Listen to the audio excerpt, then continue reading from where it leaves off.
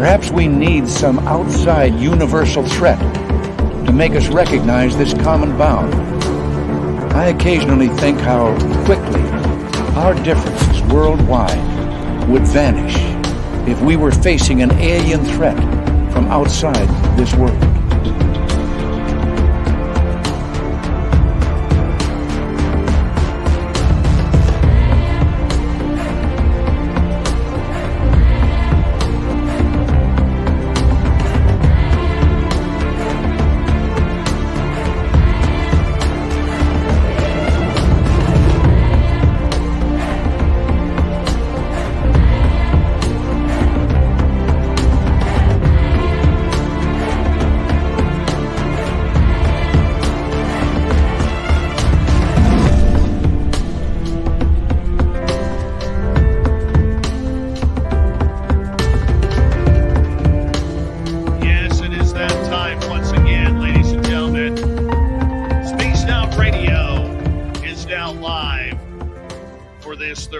Good to have you all with us. My name is Dave Scott.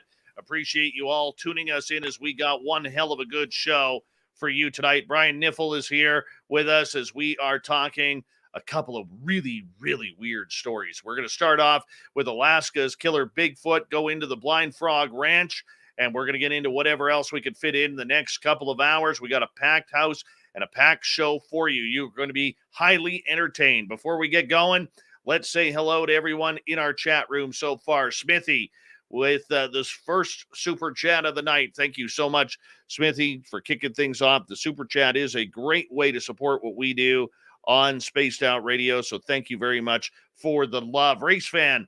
With that, Smithy also takes home the gold medal. Race fan takes home the silver. And Grandpa Holland in Australia gets the bronze tonight. And there's Mennonite Abe. How are you? Goober Bear, Nicola. Delphine Smith from Cake, Alaska. Welcome to Spaced Out Radio's channel. Thank you for joining us tonight. The gorgeous Cosmic Floor. She'll be in Vegas. Yes, she will, for our Spaced Out Radio party, April 22nd to 24th. We're going to get Brian to come over from California for that one, too. I guarantee we could twist his arm for that one. Super Duke from World Bigfoot Radio, a channel you definitely need to subscribe to on YouTube. Peppa H, Magnus Zerum, thank you for coming on in. As we scroll on down, Lazarus, how you doing, man? Nice to have you here. Goober Bear, Jason688 is here. He'll be signing autographs after the show. Line up to the left of the studio, if you don't mind, to the left of the studio. Our main man, Black Dragon. We love our veterans around here. Thank you for your service, Black Dragon. We love you, man. Appreciate you. Vesh, the Impaler, Jurassic Joey, how are you? John Doe is here. He'll be signing autographs after the show as well. Line up to the right of the studio, if you don't mind, to the right of the studio. Hi, John Swan. Good to see you. As we continue on with Roll Call. There's Mama Susan. Double Tim. Good to see you both. Sun Saver. Nice to have you back. And continuing on, the gorgeous Nicole Perron. Good to have you here. Thank you for joining us. And who else? There's the stunning Michelle C. from Australia. And who else do we have? Let's see here. Oh, there's a big conversation. Uncle Dale and his Power Stash are here. Remember, if you're in Austin, Texas, and you find Uncle Dale, rub his Power Stash for good luck right through tax time. Ross Lambda, how are you? Thanks for joining us as we continue on with our roll call. Sonny from Paranormal Chop Shop. Good to see you, man. And Millennium, Todd Purdon. Good to have you both here. Nikki from Seattle, thank you for coming on in. $5,900. The gorgeous Jenny, Stephen Edmond, nice to have you all here as we continue on. There's the stunning Jessica Lee, some of the best hair in our audience right there. Go 66, boo. Hope I scared you, man. Wes H, thanks for coming on in. And who else is here? Stunning Steph Dickey, Jim Chambers, Wes H again. Randy Spurl, it's been a while. There's our man, Swamp Dweller. We'll get to him in hour number 3 here, people. Another good story from the swamp tonight. Larry A., by the way, if you haven't signed up for Swamp Dweller's channel, come on, let's do this. He's almost at 250,000 subscribers. Let's help him get there. Larry A., good to see you. Little Miss Cindy, welcome to Spaced Out Radio's channel, Downshift. Thanks for joining us. Spooky Morales in your trumpet. How you doing, buddy? I'm going to run out of time here. I can already tell. Let's see here. Where else are we going here? Chat room's moving. Dale Brewster, welcome to the channel. Thank you for joining us. The gorgeous Julie Wheeler has returned. Project Blue Book, good to see you.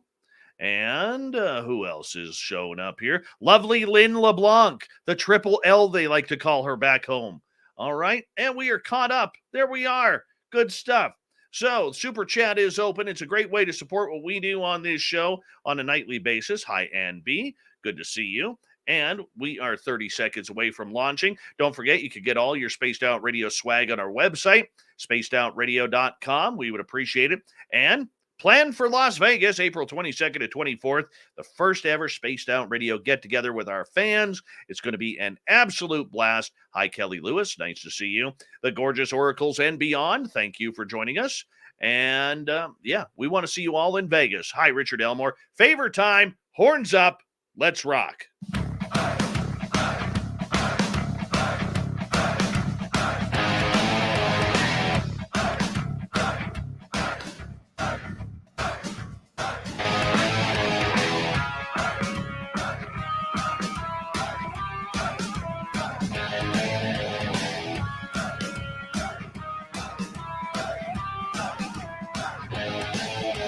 From the mountains of central British Columbia to you listening around the world, this, my friends, is Spaced Out Radio. I am your host, Dave Scott, sitting in the captain's chair of SOR headquarters. We welcome you to tonight's show on our terrestrial affiliates around North America, digitally on TalkStream Live, Revolution Radio, and KPNL. All of our archives are free. Go to youtube.com/Spaced Out Radio. Do old Davey the favor, hit that subscribe button. Follow us on Twitter at Spaced Out Radio, Instagram at Spaced Out Radio Show, and now on TikTok at Spaced Out Radio. Our website is spacedoutradio.com. We have a plethora of features for you. Rock out to Bumblefoot. Read Shirky Poo's Newswire. Check out our swag as well. Tonight's show is brought to you by Chive Charities. Help make the world 10% happier by visiting Chive Charities today. You can find them on our website. Man, we got a great show for you tonight. I know I say that every night, but damn it, tonight is a fantastic one. Television producer Brian Kniffel is here to talk about Bigfoot and other anomalies around the phenomena. Then we go to hour number 3, where we'll head to the swamp for another spooky story from Swamp Dweller. It's Dave versus Dave night as well. You get the Dave 101, Shirky Poo's News, the Thought of the Dave, a jam-packed show. Tonight's Dave 101 topic, too much individualism in our research. All right, let's get to our guest. 70 years ago, a murderous Bigfoot-like creature sent residents fleeing from Portlock, Alaska. Now, an expedition has gone in there and checked it on out. It's an abandoned fishing village, seeing if they can reclaim the land and its resources from this terrifying beast called the Nantinaq. Yep. Brian Kniffel was on that film crew. He is one of the producers of that show. And I'll tell you, this dude here, he's seen it, he's been there, he's done it, and we're glad to have him here on Spaced Out Radio. Brian, welcome to Spaced Out Radio for the first time, man. How are you? I'm doing great, Dave. Thanks for having me. Glad to have you here. Let's talk about your career right off the bat. You live down in the shiny parts of California. You're very involved in television. You've worked with the Dead Files for a number of years, the Blind Frog Ranch series that we will get into a little bit later on in the show. But this story about Alaska's killer Bigfoot, I mean, this is intriguing, man. You've done a lot in television and movies, documentaries. What brought you over to this spooky side, man?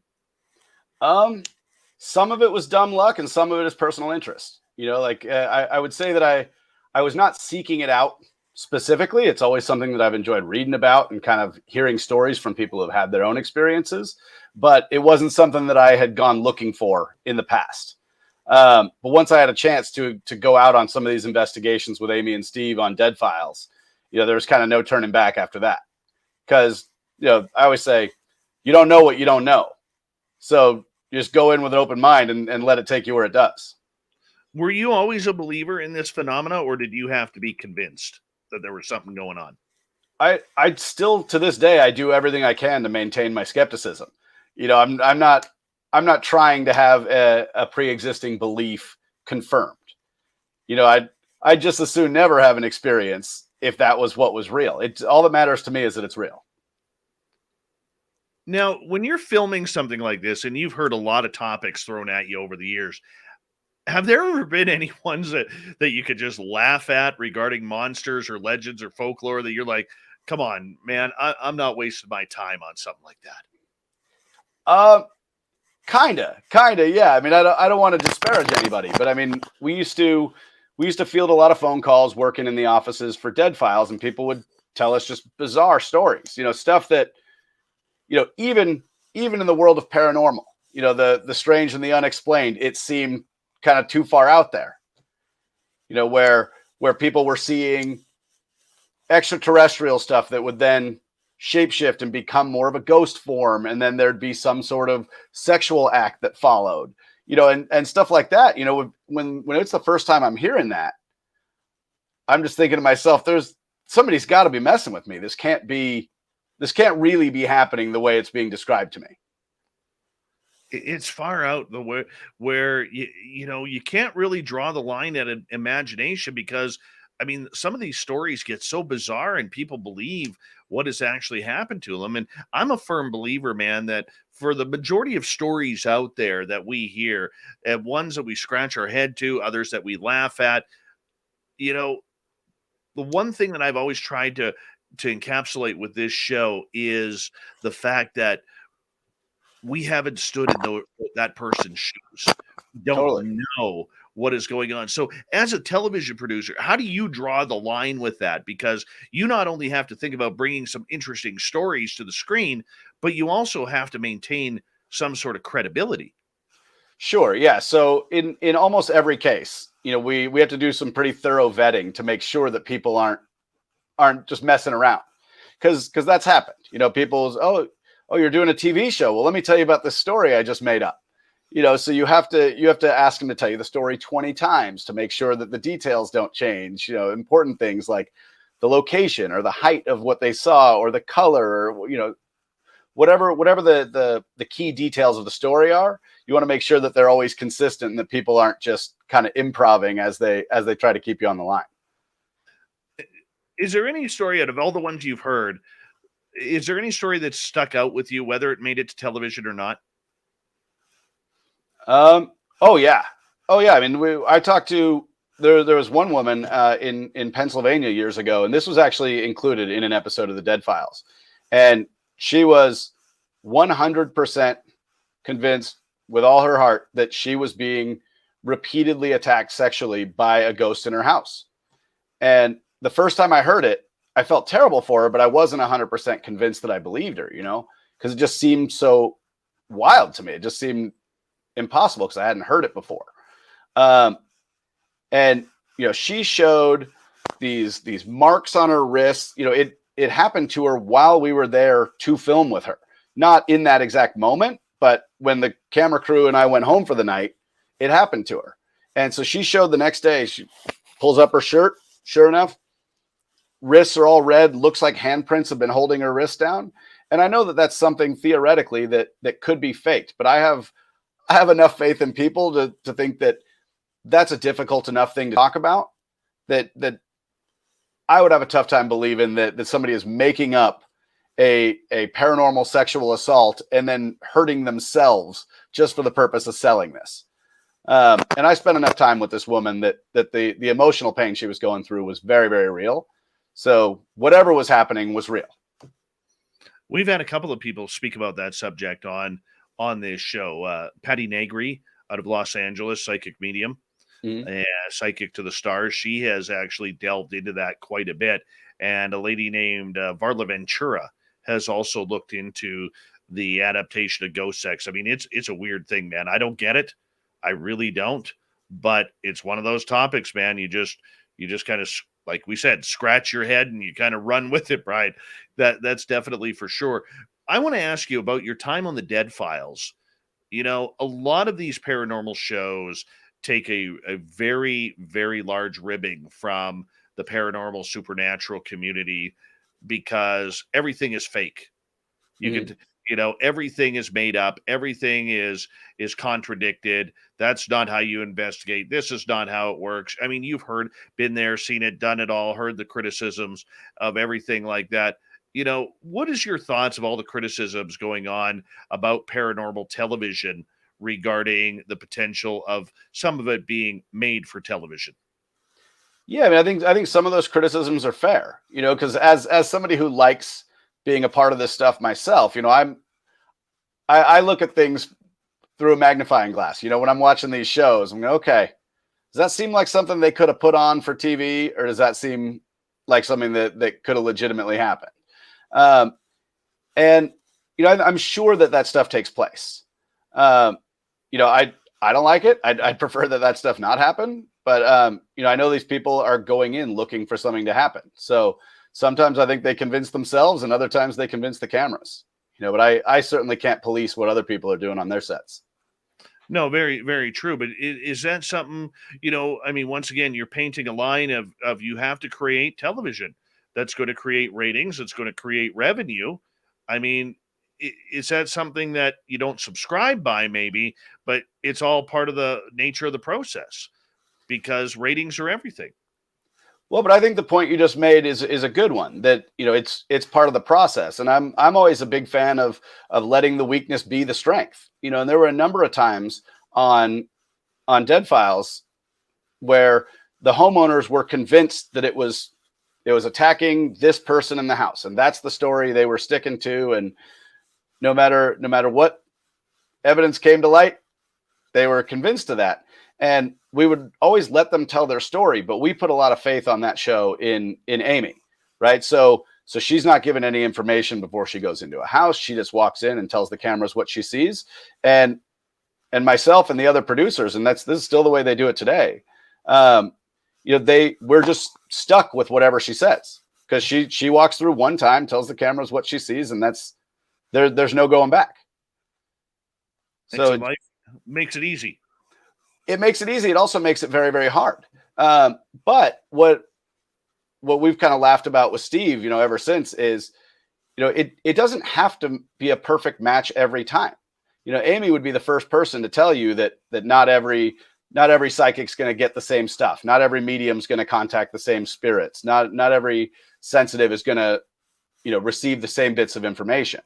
So she can only get what she gets. And that doesn't devalue what the homeowners claim to be experiencing.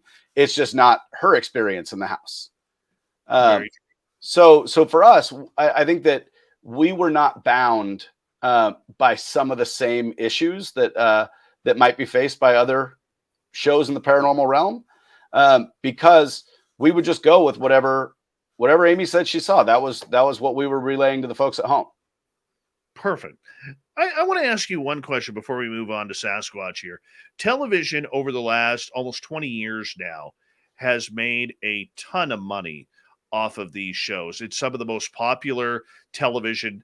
I mean, cable television never rated as high as competing with Monday Night Football on in NFL games until paranormal television and UFO television and cryptid television came to cable television.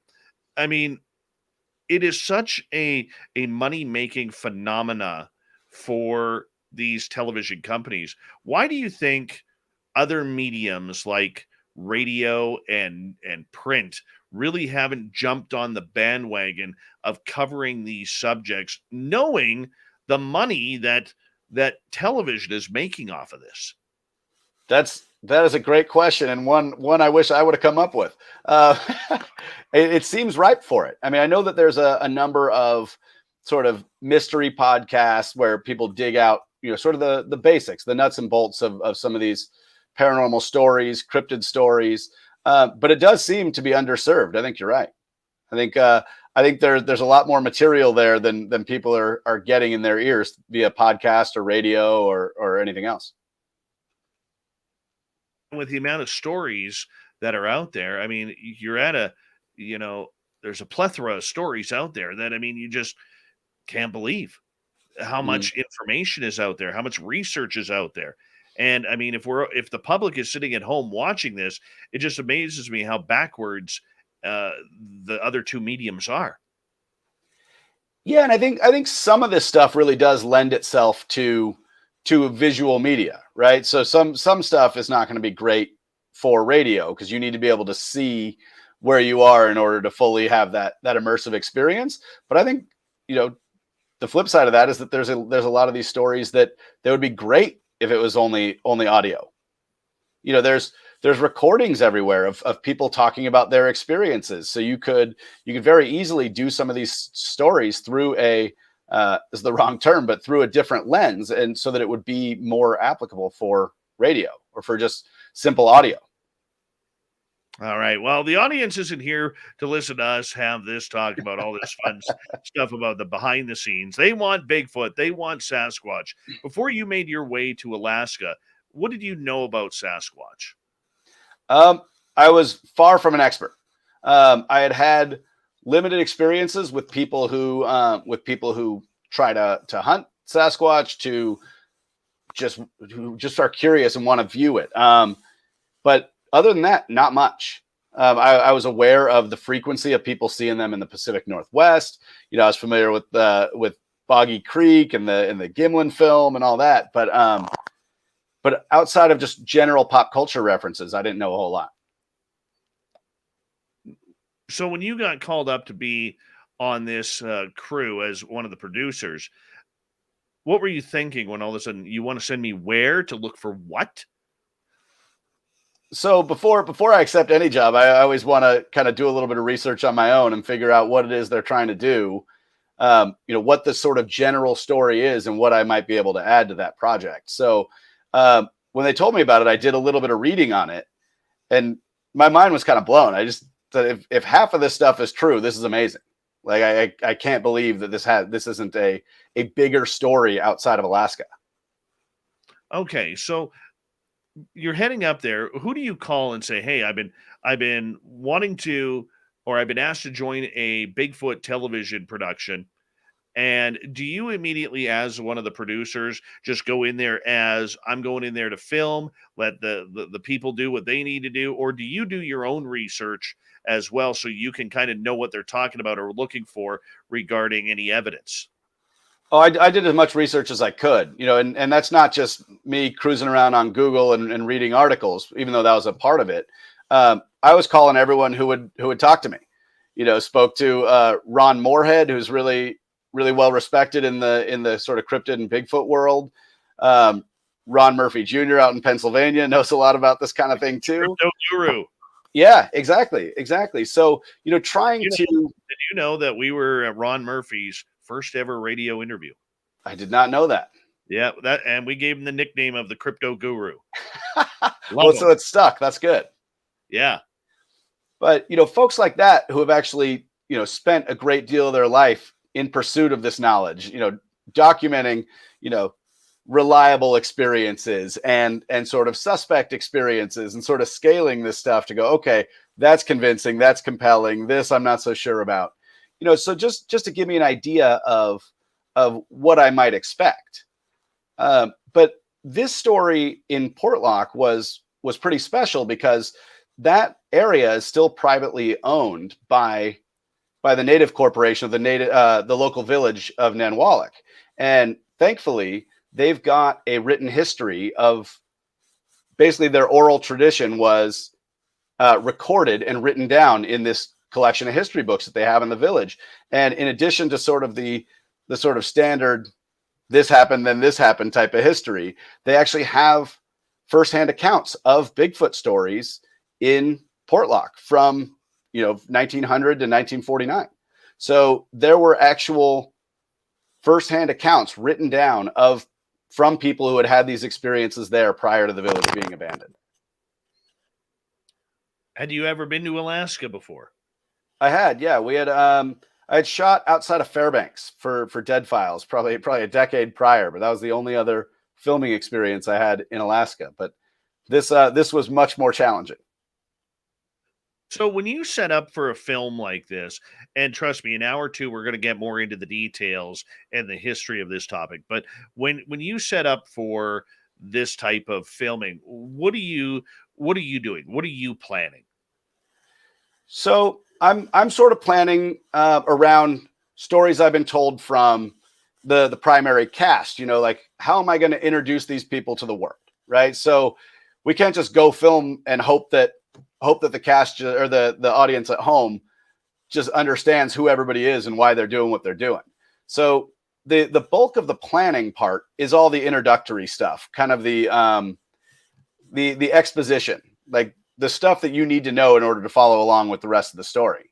After that, there's sort of targets we were trying to hit, that we were trying to identify on maps, things that were outlined in the history books, the village history books that I told you about.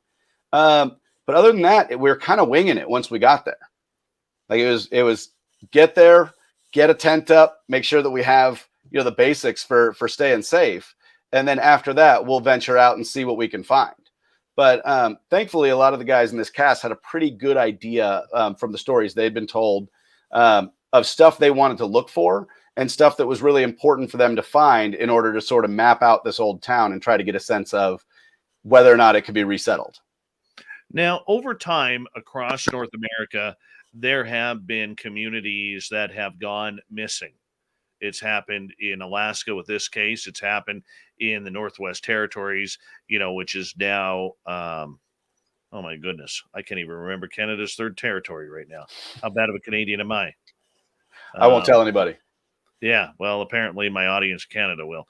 And Nunavut, pardon me, Nunavut. And it's also happened down in I believe, Virginia, back in the 1700s. So when you start the history aspect of learning your territory, what kind of clues are you looking for that could all of a sudden, be useful for your filming and adventure? I'm not 100% sure I understand the question, but I'll give it a shot. I did a ton of just visual observation, looking at it on Google Maps, looking at it on Google Earth, trying to get a sense of where things are that might be interesting. Because in this show in particular, the mission for these guys was not to go out and just find Bigfoot. That was an element of this, but they actually had a charge from their village, like, hey, we are running out of space for our population. We're maxed out. So we need to see if this place can be resettled. So in addition to navigating the cryptid stuff that's going on down there, they also had to find what remained of this old town that had been abandoned 70 years prior. So for me, in terms of preparation, we were trying to look and see on satellite images what we could find, like what's still standing. Are there clearings where there might have been a building or a collection of houses? Are there clear roads or trails? Where's the water source? Stuff like that. Trying to get a head start for when we get there. So, of course, when we arrived, we still had to go find all that stuff on foot. But being able to sort of look at it remotely was really helpful and kind of helped me wrap my head around what I might be getting myself into. The majority of people who are listening to this show, as we got about a minute to go, look at Alaska and we've only seen it on a map or in photos and maybe some videos on YouTube or wherever. But when you were there, how small do you feel? Oh my gosh, never smaller. Because this place is, it's on the tip of the Kenai Peninsula. It's completely uninhabited. The closest people, like residences, are 15 miles as the crow flies, 3 hours by a little boat. So it's very easy to feel impossibly vulnerable. Like, even though we had loads of guns there, like, and some pretty high caliber ammunition, but it doesn't matter because you don't really know what's there. Oh, that's a good place to end this segment right now. Brian Kniffel is here on Spaced Out Radio tonight. We are talking about Alaska's killer Bigfoot. And when we return from the first break, we're going to get into the history of a small place called Portlock, Alaska.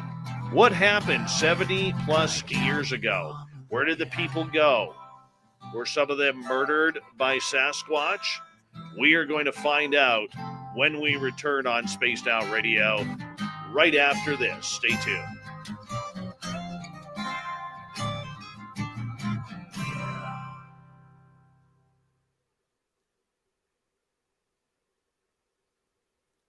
All right, we're clear. You answered that question perfectly, by the way. glad to do what I can. Oh, perfect, man. Perfect. Yeah, I hope you get to go, man. It's cool. It's a wild place. Did you get a chance to look at that link I sent you? Of the valley? Yeah. I haven't read too deep into it. I have it up in front of me, but I'm very excited to get to reading it because it just seems insane. Oh yeah, dude. I mean, yeah, some of the stories out of there. I have some friends who know more about that than I do. So if you want to talk about that, I could point you in some good direction. Yeah, I would love that because this is the kind of stuff I live for.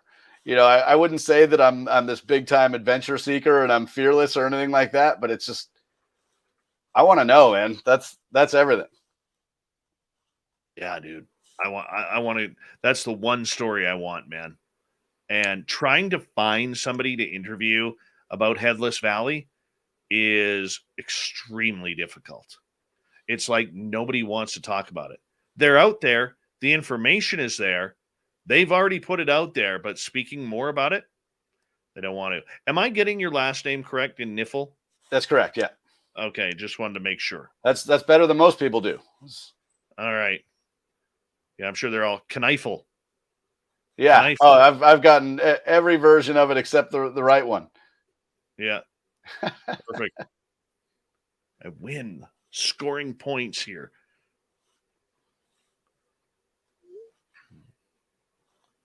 All right. We've got about another 3.5 minutes here. And this is terrestrial. Yeah. Commercial time. Yeah. Timing everything out, my friend. Oh yeah, I know that game all too well. Oh yeah. Oh yeah. How much of the good stuff actually falls on the floor in editing? We tried really hard to include everything we possibly could. Anything that was compelling, you know, from sounds to equipment malfunction, anything that could be paranormal, we tried to use. But I would say that we probably still ended up losing 10% of it in terms of the good stuff. And there's plenty of stuff that's just not interesting that never goes anywhere, and that just gets scrapped. Yeah, catch somebody scratching their ass or something like that. There's a lot of ass scratching that gets caught by mistake. So. No, very true, man. Very true. See, this is why I'm happy to have a face for radio. You know, it just works easier for me. Works easier for me. Well, I'll tell you what, man. This is not my venue. I don't spend much time in front of the camera. Oh, I hear you. I hear you. I have to do it every night, and I can honestly say it bugs me every night. It bugs me. You know, I'm like, shit, I forgot to shave, or I forgot to do this, I forgot to do that. You know. Yeah. But you know, that's all part of the gig, I guess. Oh yeah. And then the wardrobe. You got to make sure that you have a new shirt on every night because you don't want to wear the same one 2 nights in a row. Oh yeah, because if you have dedicated viewers, they'll let you know about it. Oh hell yeah. Hell yeah. That they will. That they will.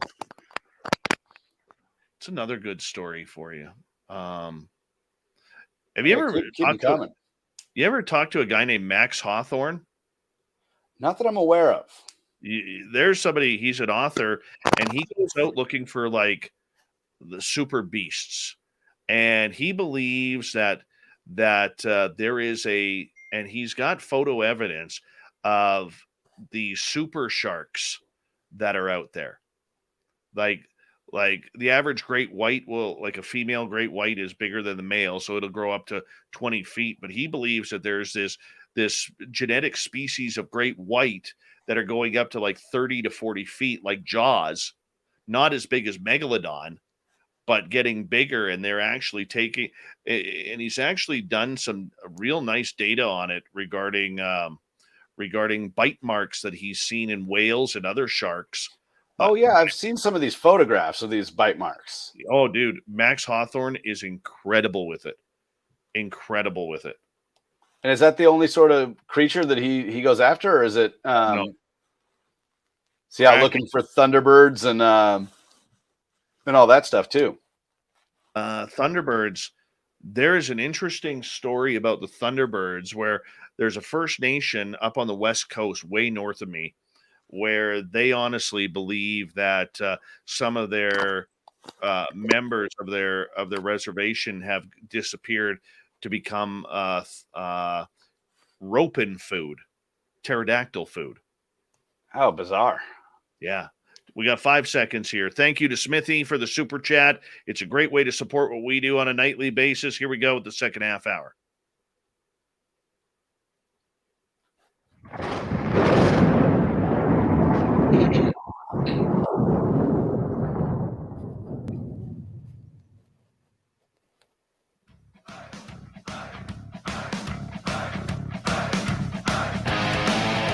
Here we go with the second half hour of Spaced Out Radio tonight.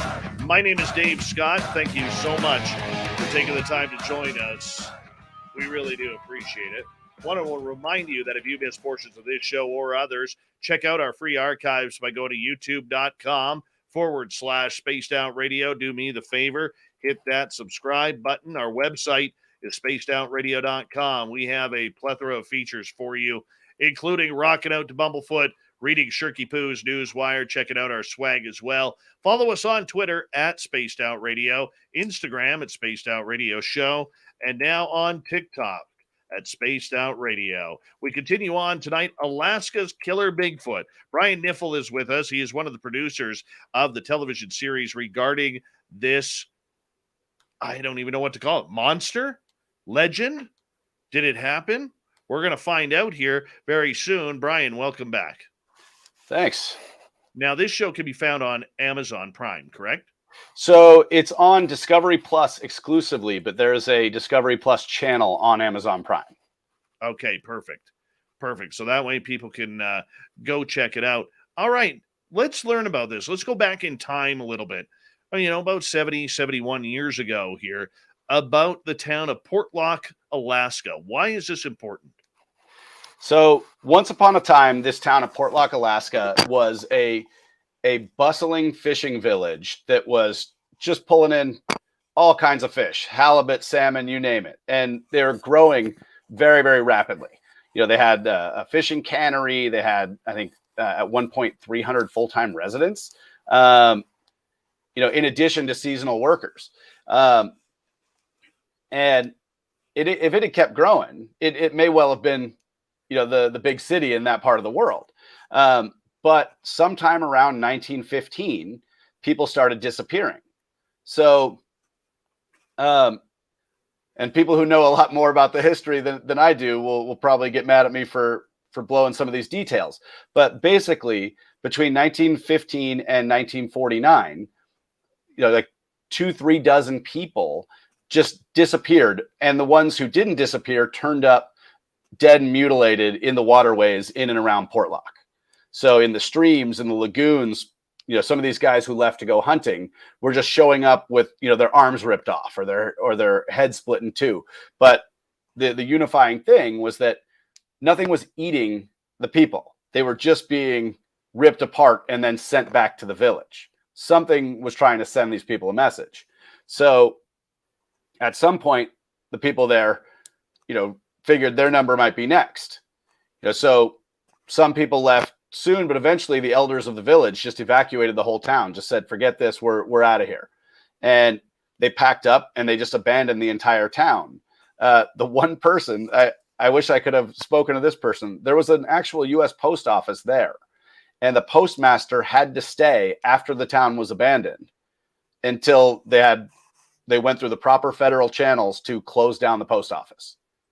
So there were like 1 or 2 people there for an additional couple of months after the town was completely abandoned. Nothing freaky about that. Yeah, I cannot imagine. I mean, we were there with, 10-ish people in Portlock. I cannot imagine being there with 2 or 3, in the dead of winter. Yeah, no kidding.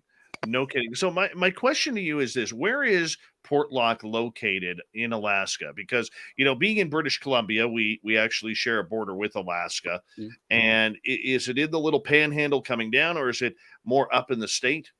So it's on the southwest tip of the Kenai Peninsula. So if you're looking at a map of Homer and you were to go south across Kachemak Bay and around the point of that side of the Kenai Peninsula, it's down there. So if you look for Elizabeth Island on a map, it's the bay inside of Elizabeth Island. Okay, so it's pretty remote. Incredibly remote. I don't think I've ever been so far away from, from potential help. Right. So for our Canadian listeners out there, this is it's in the Ketchikan area, correct? Or is it the Yakutat? My Alaskan geography is not great, so I don't want to say the wrong thing and upset some folks. So I'm trying to find it here for us, so that way, because I believe the area you're talking about is very close to the British Columbia border, way up in the northwestern part, near the Skagway type of area or south of the Skagway type of area. So, this is right on the coast. Yes. So, so this is right out off the coast of, it's basically 20-ish miles southwest of Homer, like right at the mouth of the Cook Inlet. Makes sense. So you literally you're in the middle of nowhere here. Oh yeah. I'm just putting up a map of Alaska here for our listeners to be able to see. So we're talking in probably around this area right here in the southern part of Alaska near British Columbia. No, so I'd go up and to the left quite a bit across the Gulf of Alaska. Oh, really? Way over. So you can see. So if you go just northeast from where your cursor is, where you see Homer there. Yep, you're real close. So that's the Kenai Peninsula where your cursor is over. So right there. Okay. Yeah, so it's in that part of Alaska. Well, that makes a lot of sense. Yeah, but it is out there. I mean, even though, if you live in a place on the road system, 20 miles doesn't seem like a great deal of distance. But when it's in the some of the roughest boating waters in the world, with some of the nastiest weather to accompany that, it's the longest 20 miles you can ever travel. Right. Okay. So not near British Columbia, just I was wrong with that. I apologize. All right. So this area here, obviously when people look at this area where, you think, the deadliest catch on Discovery Channel, where all of these crab boat fishermen are coming in and out along the waters there. This is dangerous area everywhere. Not only on land because of the animals that are there, from 2,000-pound moose to 2,000-pound Kodiak bears and grizzlies and everything like that. But the waters there, you can die in an instant due to the temperature, and the currents there are fairly incredible too. So it's not a safe place. No, and those waters are famously, terrible for marine navigation. They have I think it's second most extreme tidal fluctuations on Earth. Second only to the east coast of Canada, I think. So you get these huge tidal swings, and you pair that up with big open ocean swells that are caused by storms in the Arctic, and they meet one another. So if you have a fast outgoing tide anywhere near Portlock plus incoming swell, those basically collide and they make a giant pyramid out of water, and that's enough to capsize a boat of any size. So getting out there was insane. It seemed from the beginning that this project itself was going to be cursed, just because we couldn't even get a boat to bring us there because the weather and the water was so awful. Do you have to go in by helicopter? So we took a couple of trips in with different gear. The first time we went out on a barge, and we had to take a 100-foot barge out of Homer to make it in, and it was the hairiest boat ride I've ever been a part of. It was, we were all kind of holding on for dear life on the bridge, just hoping this boat made it around the point. Oh my gosh. I don't even want to think about that. I'm getting sick to my stomach just thinking about that. Oh my, I get seasick really, really quick. Oh, you would not have cared for this. No. Okay. So the fact that you're in this remote, desolate place, are the buildings still standing? And what shape is the town in now, 70 years later? So you would almost not know that there had been a town there. The only real giveaways when you arrive there is one cabin standing in a meadow, like clear. So if you just walk around a bit, you'll find it. And the only other giveaway that there was a town there is there's metal ruins from the old fish cannery strewn about the beach. So if you go in on a low tide, there's all these metal gears and pipes and stuff like that you can find. And it's sort of, the rest of it's just been kind of claimed by the forest. Like you can look at historic photos of Portlock and you see all these buildings, like you see where the beating heart of the town was. And then you look at it now and you'd be blown away that it's gone. And as far as I know, there was no disassembling or demolition of anything. That they just left it, and basically the forest took it all back. After 70 years, you would expect that. So, I mean, with this area being as desolate as it is, where do you start? Where do you start your investigation? I guess the first you have to set up a camp. Yeah, that was the first thing, because it's obviously we're concerned about the dangers of the area. Whether it's bears, moose, Bigfoot, whatever. But first thing you got to do is have the safest place you can be, which is your camp. So the cast had to set up their camp.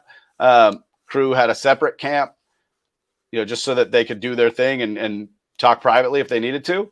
And that was that. From there, once we were set up and felt like we had a good sort of base camp set up, then we were able to start venturing out little by little. Okay. So as you started your venture out, how long were you in camp for? 40 days.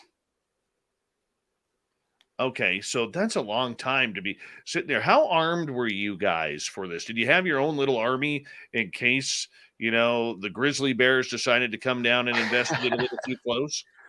Yeah. So, I mean, basically for TV purposes, a lot of networks don't want to see a bunch of guns all the time. So we tried our best to keep that stuff hidden, but most Alaskans aren't going into the bush without some kind of firearm. So we just did our best to not film that stuff too much. We've seen some of the feedback from people who have watched the show. These guys need more guns. They need more guns. But I assure everyone that we're adequately armed and ready for most anything that could have come our way. And what a lot of people don't understand is when you're in a remote area like that, you don't go for a bathroom break without your gun. Oh yeah. No, everybody had personal bear spray. The folks who carried firearms were always armed. We worked on a buddy system most always. So, there was no like, oh, I'm just going to walk down the beach over here and see what I see. Like that was clear no. It's like, absolutely. Okay, who you bringing with you? You can take a walkie-talkie, relay everything. Were there any close calls? There were times where we lost contact with people. Yeah, where they were either out of range or their walkie-talkie didn't function. And it's not 100% clear how much of that is paranormal, but we did experience a fair bit of that. I'm sure in a location like that, though. But did you have any close encounters with like grizzly bears or giant moose that were getting a little too, curious? So this is the weirdest thing. We never saw a moose. So I saw more moose in this running around the streets of Homer, which is a populated town by comparison, than we saw out there. But we saw plenty of evidence of bear running around. We saw some coyotes, but never got that close. But that was actually one of the things that Kyle, who's a cast member, he was actually brought in to be a bear guard. So he's a guy who leads backcountry adventures through different parts of Alaska and takes people to go, and basically have bear encounters safely in different parts of Alaska.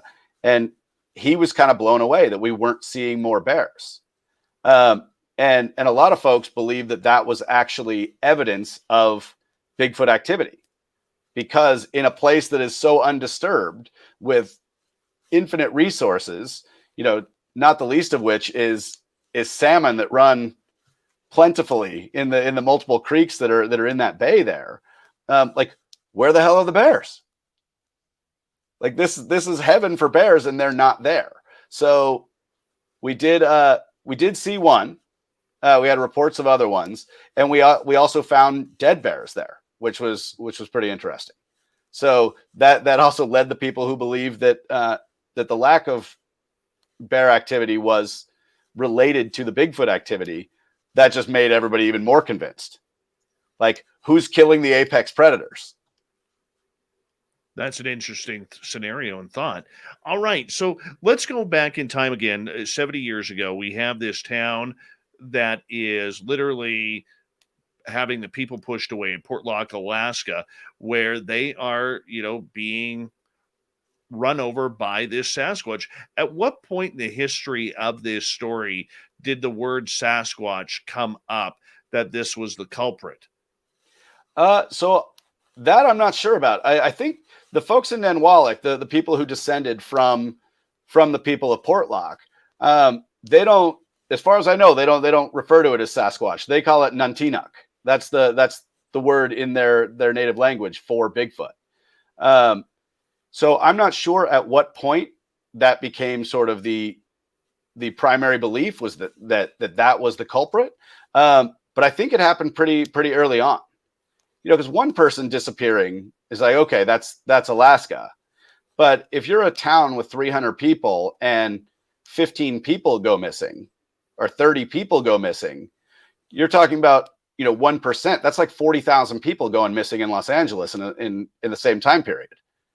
Right. So if 40,000 people just disappeared or turned up mangled in Los Angeles, people would be freaking out. So the per capita incident rate there was so insane that, people were demanding that the fish canneries hire armed guards to protect them and escort them home. People were literally fearing for their lives for a long time before they finally called it quits. Okay, so when everybody left that town abandoned, now 70 years later, was there a lot of paranormal activity happening in that area as well? See, that I'm not sure about. That's something that's not written about a ton in those books I told you about, the history books put together by the natives in Nantinaq. But I could hook you up with those guys, and they could probably tell you what the sort of personal beliefs are and what people were experiencing. But primarily the stuff that people talked about that they were afraid of was Nantinaq. How big are the Sasquatch there? So people say anywhere from 10 to 15 feet high. That's the most common people talk about. We had Ron Moorhead actually flew in on a helicopter and spent a couple of days with the guys and looked around, and they found an 18-inch footprint, and right above it, a tree that looked to have been snapped in half by force, close to 15 feet off the ground. So that's pretty insane. I mean, I've always sort of in my imagination figured, 8 feet tall, 9 feet tall, it'd be a pretty big Sasquatch. And then when you double it, it's like, oh, now we're dealing with otherworldly size and strength. I've seen one 18-inch track in the forest. My buddy Mike found it in 2016. And I will tell you, when you put your foot up beside that, it is amazing how small you feel. It is amazing. Yeah. And here this thing is putting an imprint into a logging road, which is highly packed down, and you put your foot beside it, and your foot isn't even making a mark on the gravel road. Yeah, you're not even moving the top crust. No.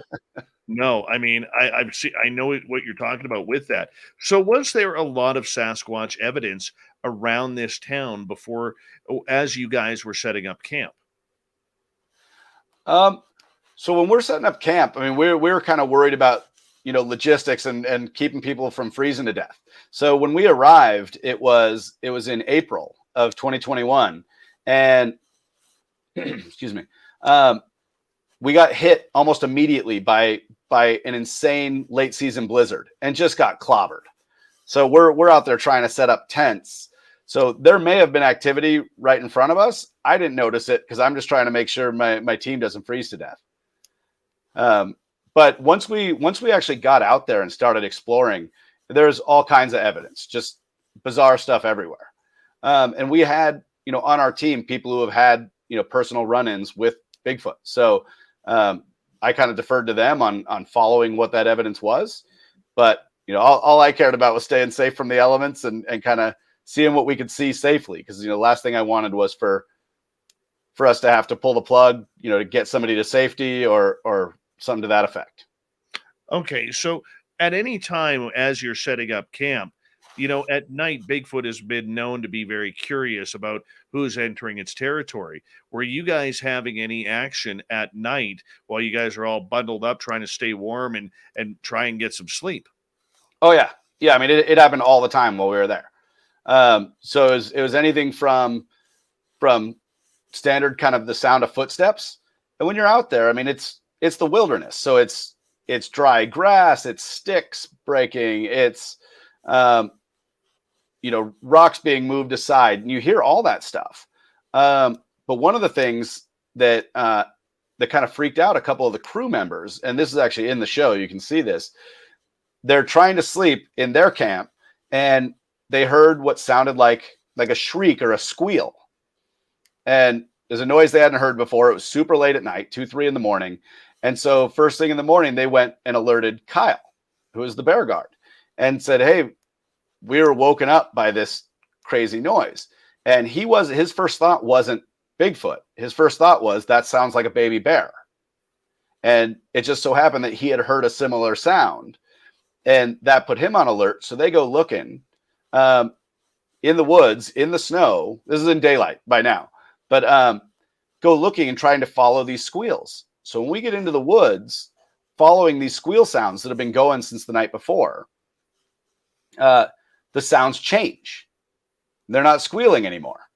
Now it sounds more like a growl or a groan.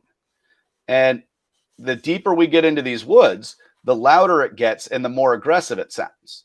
And by the end, it sounds, the only thing I could liken it to is like a lion's roar. It was so just very, very strange that it starts out sounding like, a crying baby bear.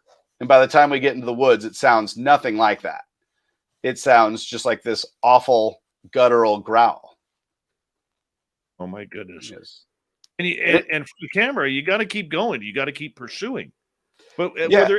were there any times during this, as we got about 90 seconds here, were there any times during this where you guys just said, whoa, let's stop. We're getting a little too deep into the forest. We got to think safety here as well. Oh yeah. Multiple times.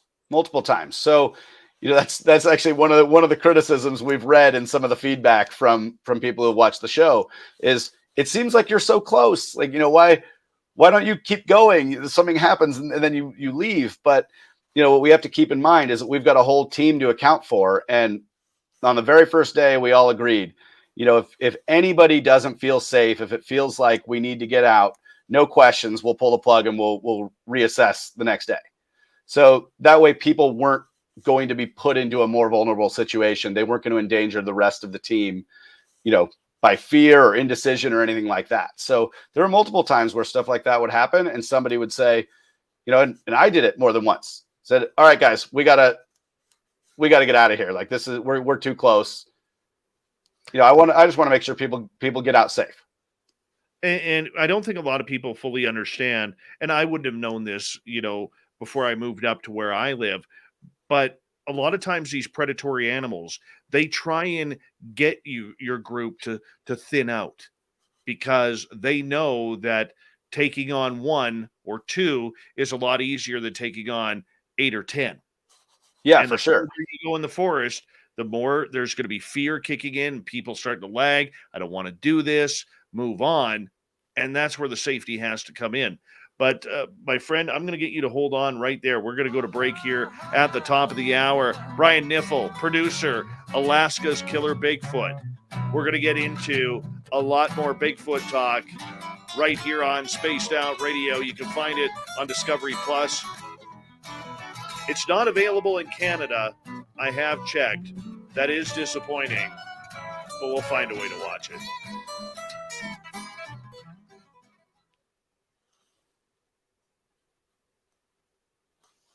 All right, there we go. High Nose on Scent. Eric with a K. Everybody, we are Eric's third favorite show in the world. We're number 3, everyone. Oh, yeah. Wow, congrats. Yeah. Hey, he has a lot of pull. Yeah, that's...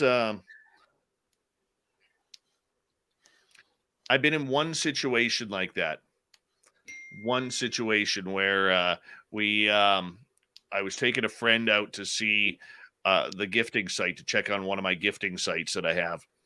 And we were talking. I'm like, okay, we're probably another 30 yards this way. Took 2 steps, got growled at right by something right in front of us. Could not see it.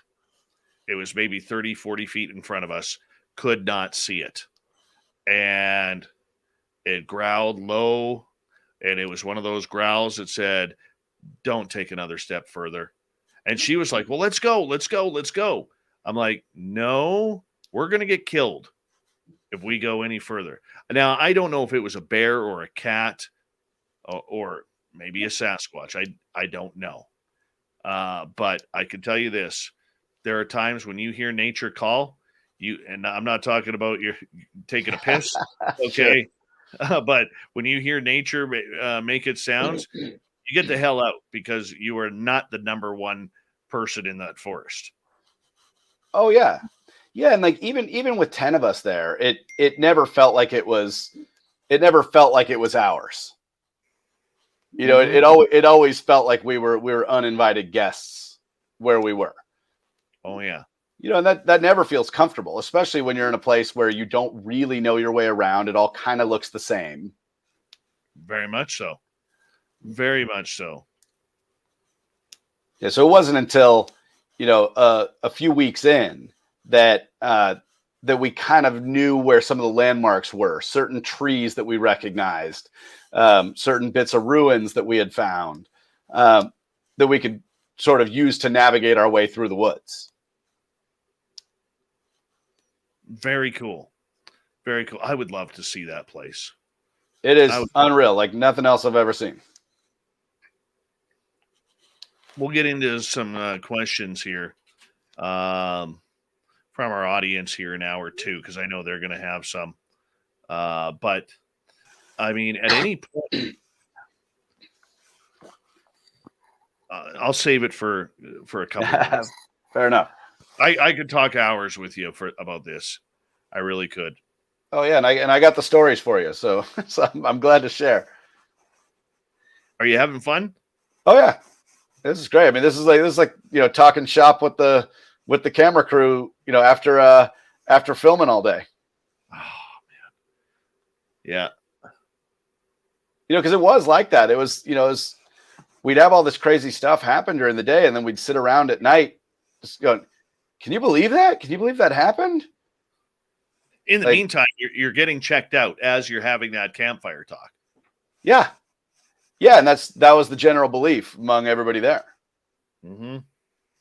So, and we had people on the team sort of more skeptical than I am even. And those guys were like, we'd all be out in the woods and there'd be some big crazy noise and it'd be, okay, yeah, I heard that. Like, where you can't deny it anymore. It's like, if it's a moose or a bear, how come we never see that? I don't know. Or any evidence of that. I mean, we had a bunch of Alaskan Bushmen on the cast, and they know what bear tracks look like. They're hunters, they're subsistence guys. Like, they're like, no, I don't see any meaningful, bear activity evident in the immediate area. So there's no reason to assume it would be a bear. Right. Right. Man, I love places like that. That's why I love where I live, man. It is like you go, if I go, which direction is my studio here? If I go 4 miles behind me, 3 miles behind me, I'm in dense forest. Oh, it's awesome. 100-year-old trees. old growth that you don't know. I know in that area there's a giant wolf pack that hunts cattle. That would freak me out. Oh yeah, yeah. And you stroll through there. You drive the terrain there, and you can hear them howling in the background. The moose tracks, the bear tracks. It's amazing. Yeah, I mean, I would just prefer to live just far enough away that that they're not in my backyard. It happens. Yeah, it happens.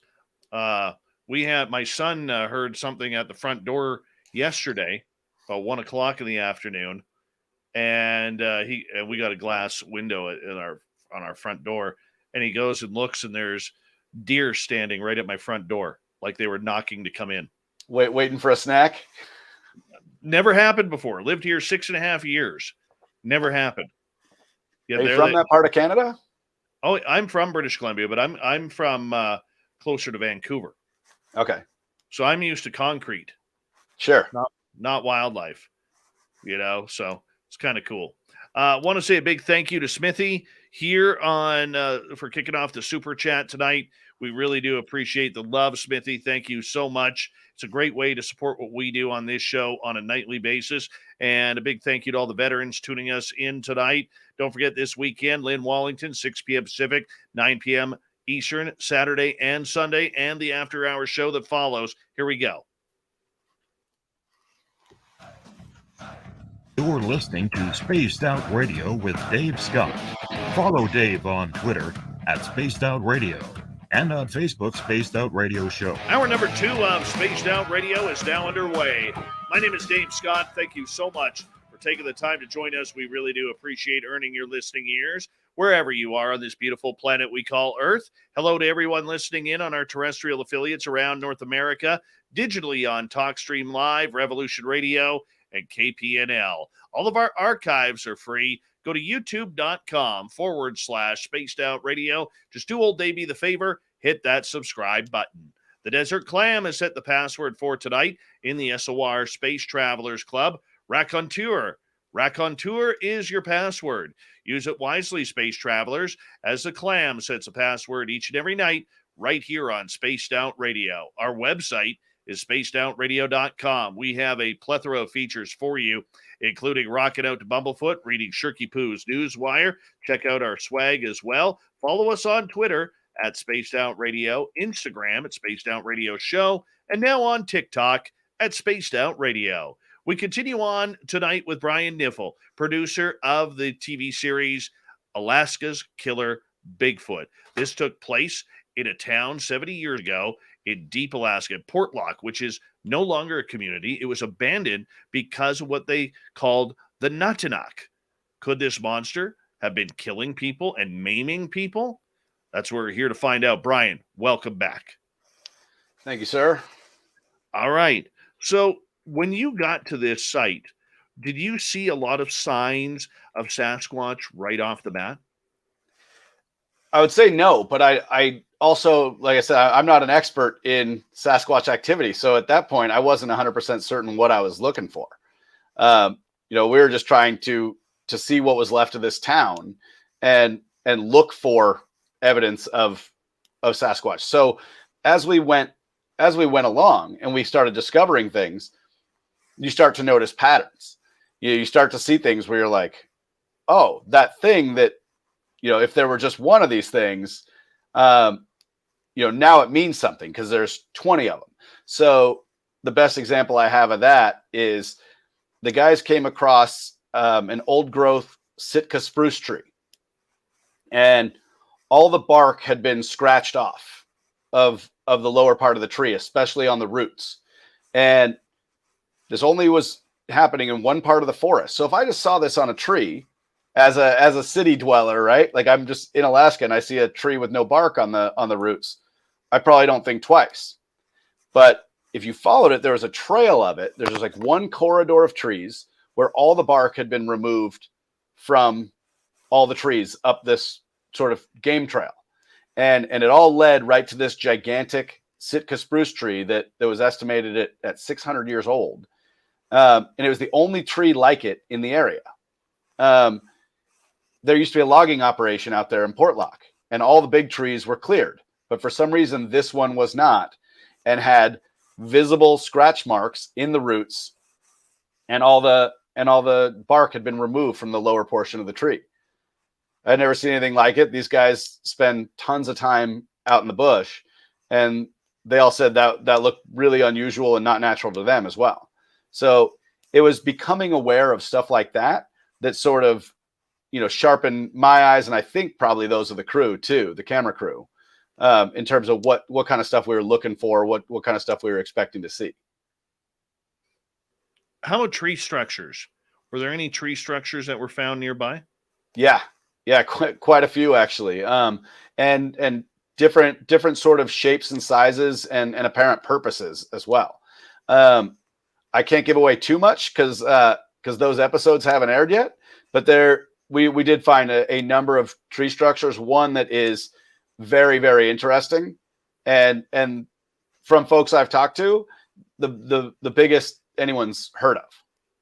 Okay, so describe interesting for our audience, if you don't mind. So I'm trying to think of where we are in the series. So there's 8 episodes, and 6 of them are available now on Discovery Plus. So basically, the ones that they've found on the show by now resemble kind of lean-to, almost like teepee structures. So there'll be an old like stump or a tree trunk or something, somewhere between 6 and 10 feet high, and a bunch of sticks will be leaned up against it to build, a windbreak or a shelter of some kind. And keep in mind, this is private land. Like there are people who trespass out there, but in general, people don't go. Like it is not a place where people are going out and walking around and sitting down and having lunch or even hunting. So they're not supposed to anyway. So there's an outside chance that this stuff was put there by humans, but a very outside chance. It's put together in a haphazard enough way that I would rule out that people had made it. Alaska is also known for a lot of people who just want to escape life. All right. Yeah. That they disappear into the forest. They get out as far away from civilization. We're not just talking criminals dodging the courts. We're talking people who have just had enough of life, and they just say, that's it. I'm done. I'm out of here. They're not suicidal or anything like that, but they're just done with society. Maybe a bad divorce or too much stress at work, and they just snap and they just take off. How do you know it wasn't any type of wild? I'm going to use the term wild human that had maybe been doing this or watching you guys.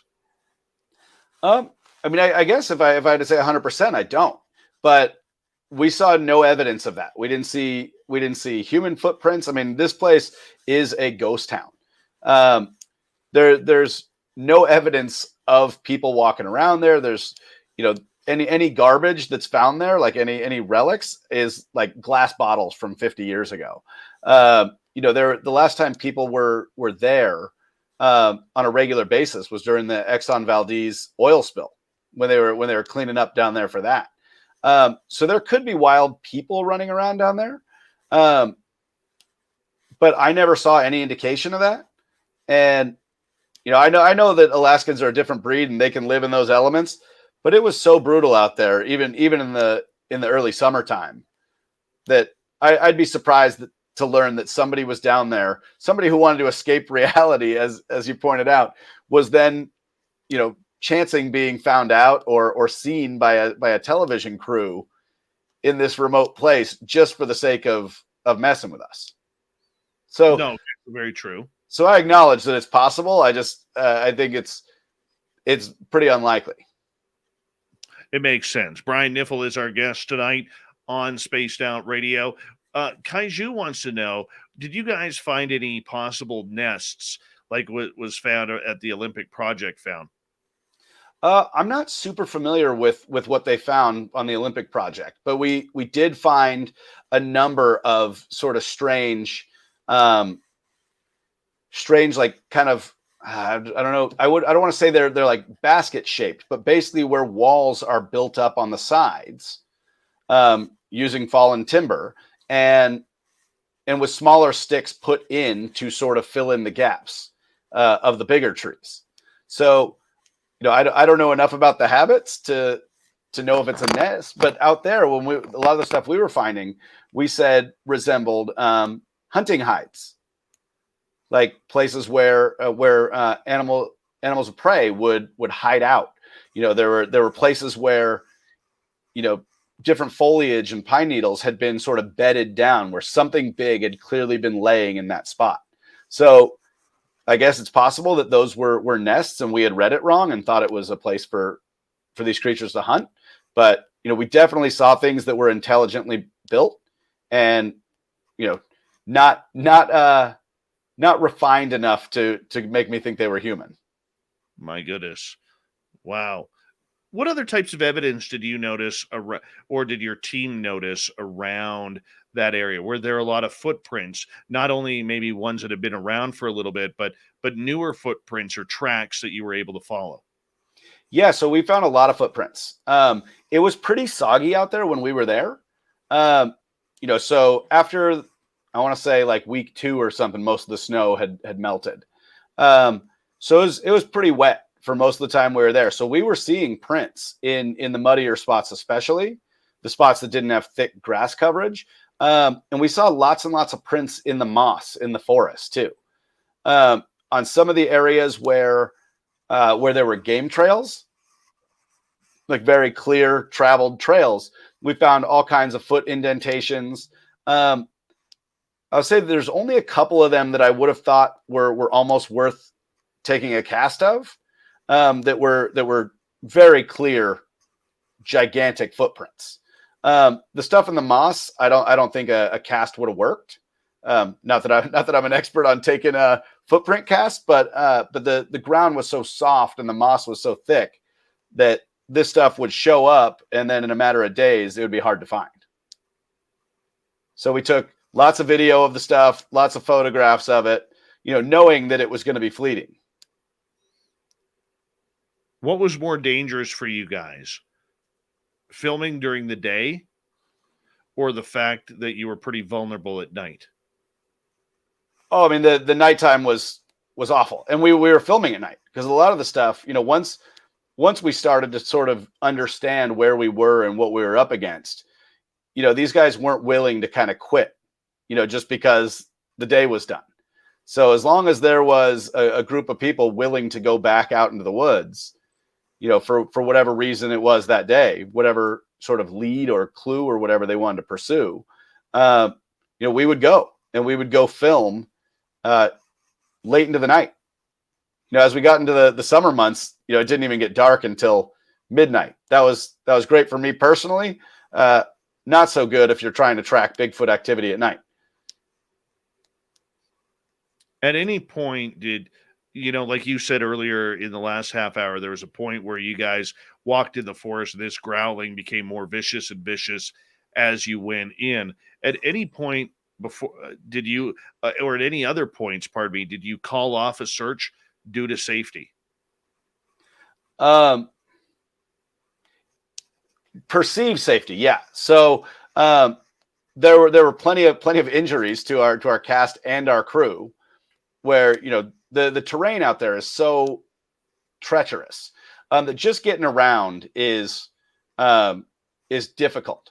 And so having somebody hurt, it's the same thing we were talking about with somebody being afraid, where if somebody is not in the right headspace, they could become a vulnerability for the entire team. I think that's also true for people's physical condition. So, people were out there, they were suffering from mild hypothermia and frost nip and that kind of thing. So once we were out there far enough that we were starting to question our ability to get back to safety, yeah, there were multiple times where we had to say, okay, guys, that's enough. We're also working against tides out there. So there's the obvious danger of the unknown, right? So we know there's all this activity. We've seen the footprints. We've heard the growling noises. We've had all these electrical malfunctions. We know something's going on. And at a lot of times it felt like it was right on top of us. But there was never, for me personally, there was never a time where I felt like I was face to face with Sasquatch. Other people got clearer pictures than I did, but I don't have any doubt that we were within a stone's throw. At any point, did you capture any evidence that you could look at and say, this is it, or this could be it? Because for 50 plus years, we've all been waiting for the next Patterson-Gimlin film. Yeah, so there is footage. There is footage. So we've reviewed it 100 times, and everybody has their own ideas about how certain they are that we caught this stuff. So I don't want anybody to think that this is the second coming of the Gimlin film or anything like that. But there is stuff that we saw, and there are undeniable noises that we captured, and people are going to lose their minds when they hear it. Some of the stuff that we've seen in the footage is kind of fast moving. You see something lurking behind a tree, but it's kind of too tough to place. So, I'm fairly confident in what we captured, but there's still a lot more looking around to do. Okay, so with that evidence that you guys caught or perceived that you caught, I mean, obviously you're there, you're the ones who are experiencing it. The Bigfoot community is going to go absolutely, snarky and tear it apart. I mean, you can only go with what the cameras caught. At any point when you caught anything, did it convince you that you were in the right area, or that there were multiple Sasquatch around you? So yeah, actually. So when Ron Moorhead came to Portlock, he brought with him a big speaker, like a PA system. Because, for those people who don't know, Ron Moorhead's sort of claim to fame is he interacted with a group or a family of these Sasquatches in the California wilderness in the 70s. And he actually was able to amass a bunch of recordings of Bigfoot communicating with one another. So for him, his attempt to sort of call out to the Bigfoot in Portlock, he blasted these sounds that he had recorded on this PA system at the edge of the woods. And this is no BS here. This is the craziest thing that I've ever experienced. So I think he played 3 or 4 sounds, and everybody's standing around silent. The whole team's there. Nobody's back at camp. We're all standing there. And he plays these sounds, and it just sounds like these growls, like that are playing from the speaker into the woods. And we stand there for a second, and the forest just came alive. Like every type of sound that I could have imagined and not imagined came back. So there were similar growls that came back. There were whistles that came back. There were howls that came back. There were some bird sounds, which not that unusual. There's birds in Alaska, but these things sounded like parrots or toucans, not the type of birds that you would expect to hear in the middle of the night in remote Alaska. So, and when that happened, this is in the 5th episode, if I remember right, but people in the crew and on the cast were freaking out. Like, people were, what have we done?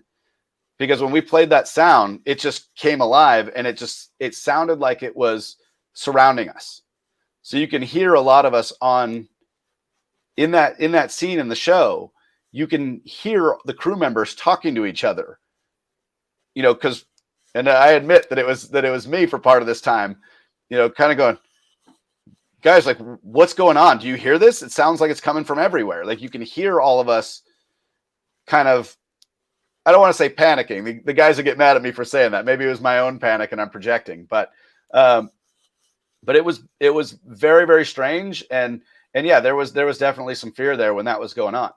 So to make matters worse, when he played the next 2 sounds, I don't know if it was the second or the third sound, but a big rock was hurled out of the bushes, out of the tree line, and landed about 15 feet in front of one of our cast members. His name's Guy. And he happened to have, he happened to have a night vision camera that he was filming for himself. And his camera picked up the thud of the rock falling in front of him. So I have to assume those 2 things were related. If you've never had a rock thrown at you from the middle of nowhere, it is eerie, man. It is very eerie. I'd never experienced that until last year. My buddy Mike and I, we drove into one of our gifting sites. Nothing had moved. We leave, 10 minutes later, we walk back up to the vehicle, and, we're on the road looking for tracks before we decide to go in, and right in between our vehicle and us, here comes the smack of a rock hitting on another rock right in front of my truck. I mean, it is eerie when all of a sudden you get a rock thrown at you.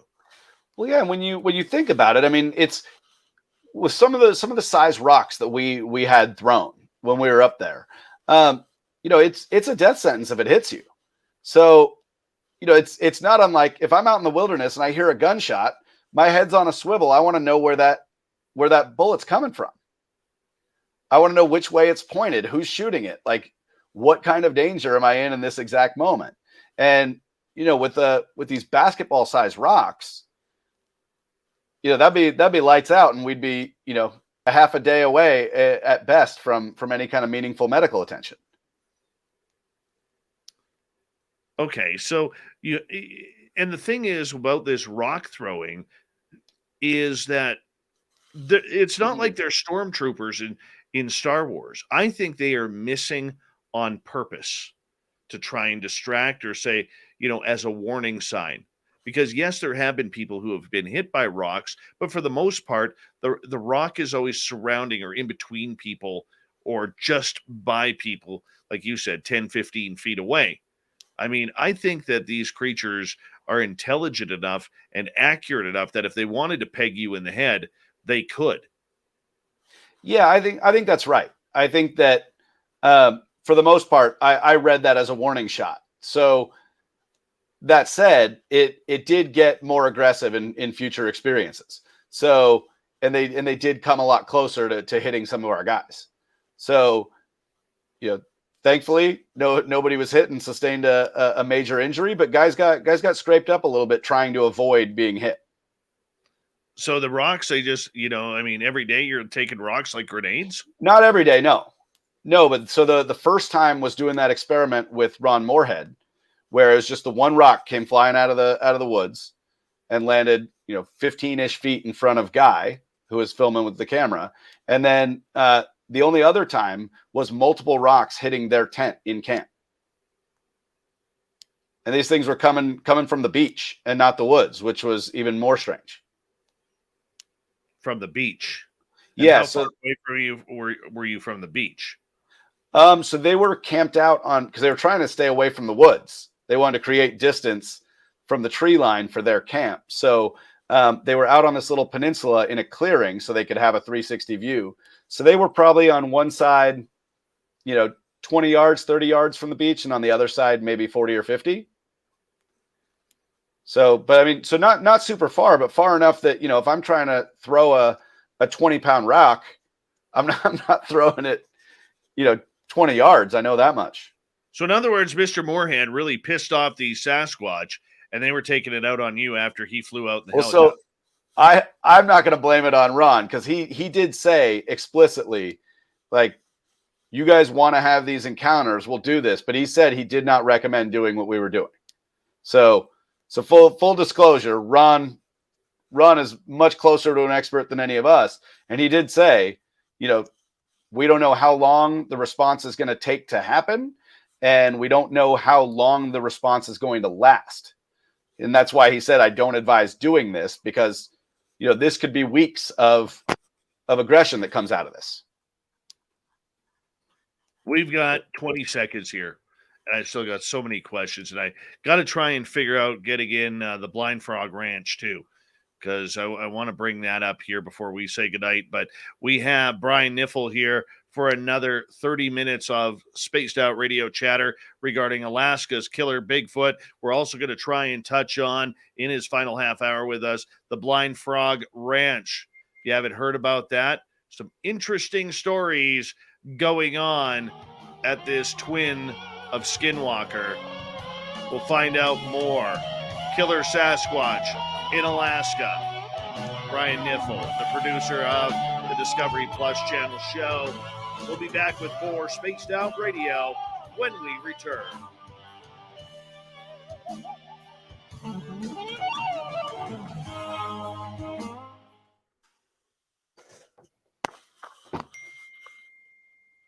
All right, we're clear, man.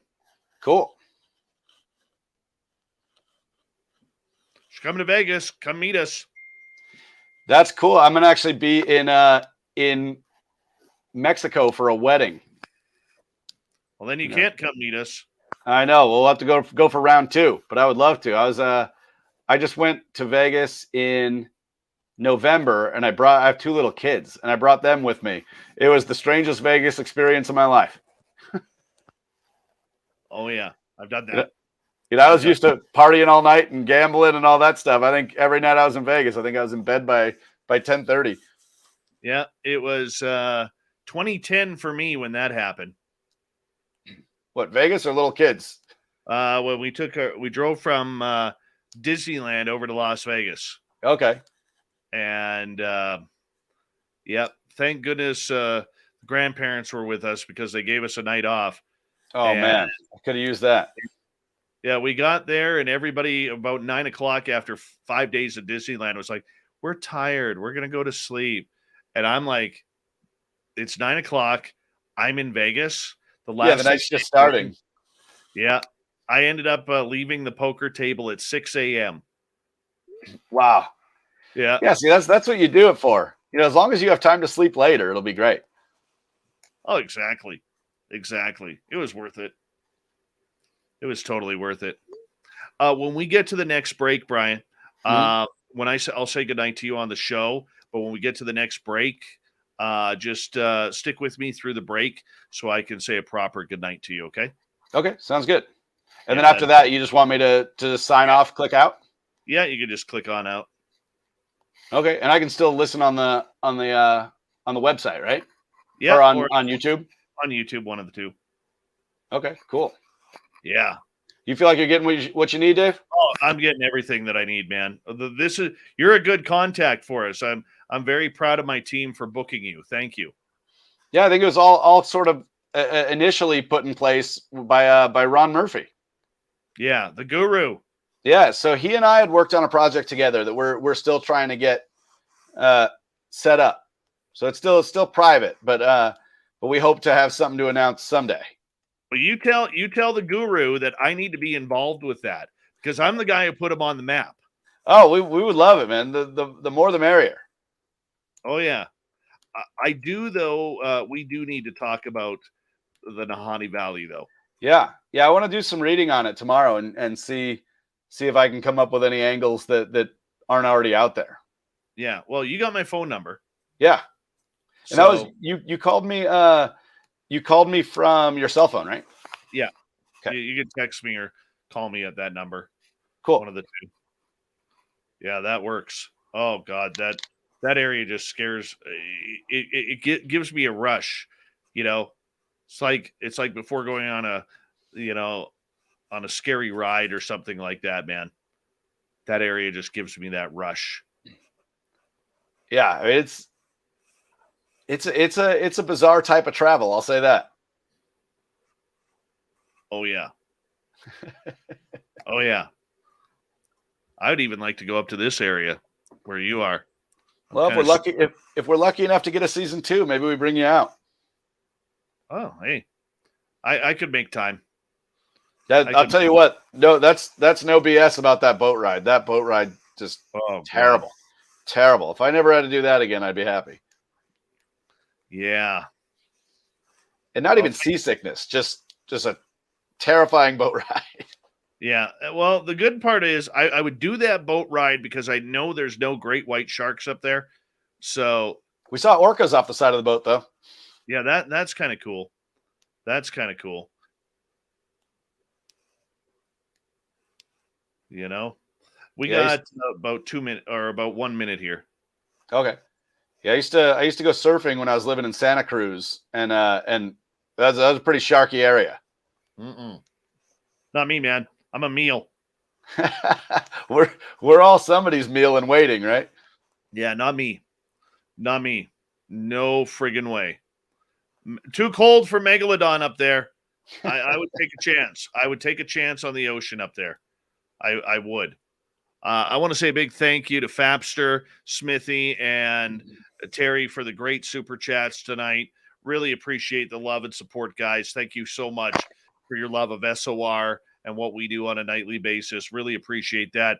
Thank you to all the veterans who are tuning in here on Spaced Out Radio. You always have a safe home with us in our chat room, and God bless you for everything that you've done and sacrificed. And to all our regulars and newbies who are coming on in, thank you so much for the love. If you're new, don't forget to hit that subscribe and bell. We are here 7 days a week for your listening ears. Here we go, everyone.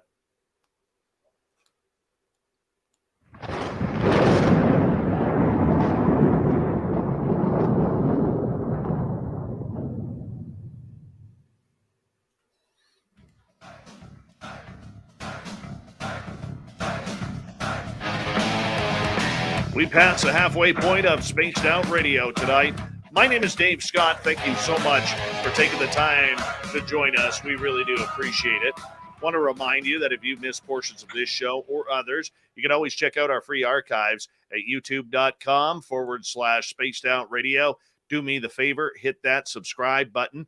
Our website is spacedoutradio.com. We have a plethora of features for you. Rock out to Bumblefoot, read Shirky Poo's Newswire. Check out our swag as well. Follow us on Twitter at Spaced Out Radio, Instagram at Spaced Out Radio Show, and now on TikTok at Spaced Out Radio. For the final time tonight, Brian Kniffel is here with us. You may not recognize his name, but he's one of the producers of a television series on Discovery Plus called Alaskan Killer Bigfoot. You can find it on Amazon Prime through Discovery Plus. And you know what? This is an 8-part series, and it is rolling right now. So if you want to check it out, well, do it after the show. Not during, but after, because you're going to want to catch up on this one. Brian, welcome back. Thank you, sir. So right before the break, we were talking about, these creatures, whatever they are, that were starting to throw rocks at you guys. And, it was starting to get a little hairy in this area as the time goes on. I mean, and for people who don't know, I mean, you're there for 40 days. It may be only 8 episodes of 43 minutes long, but you're still there for 40 days to capture. At any time, did it get scary enough where you guys were like, you know what, this is too much, we may have to call this early? There were elements, yeah. So this is a perfect timing. So there was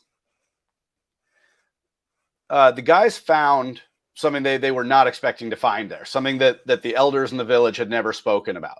And it was this, 8-foot tall stone obelisk in the middle of the forest, clearly visible to the bay, right? So they found this thing. Nobody had ever heard of it, not even the guys who had grown up hearing about Portlock.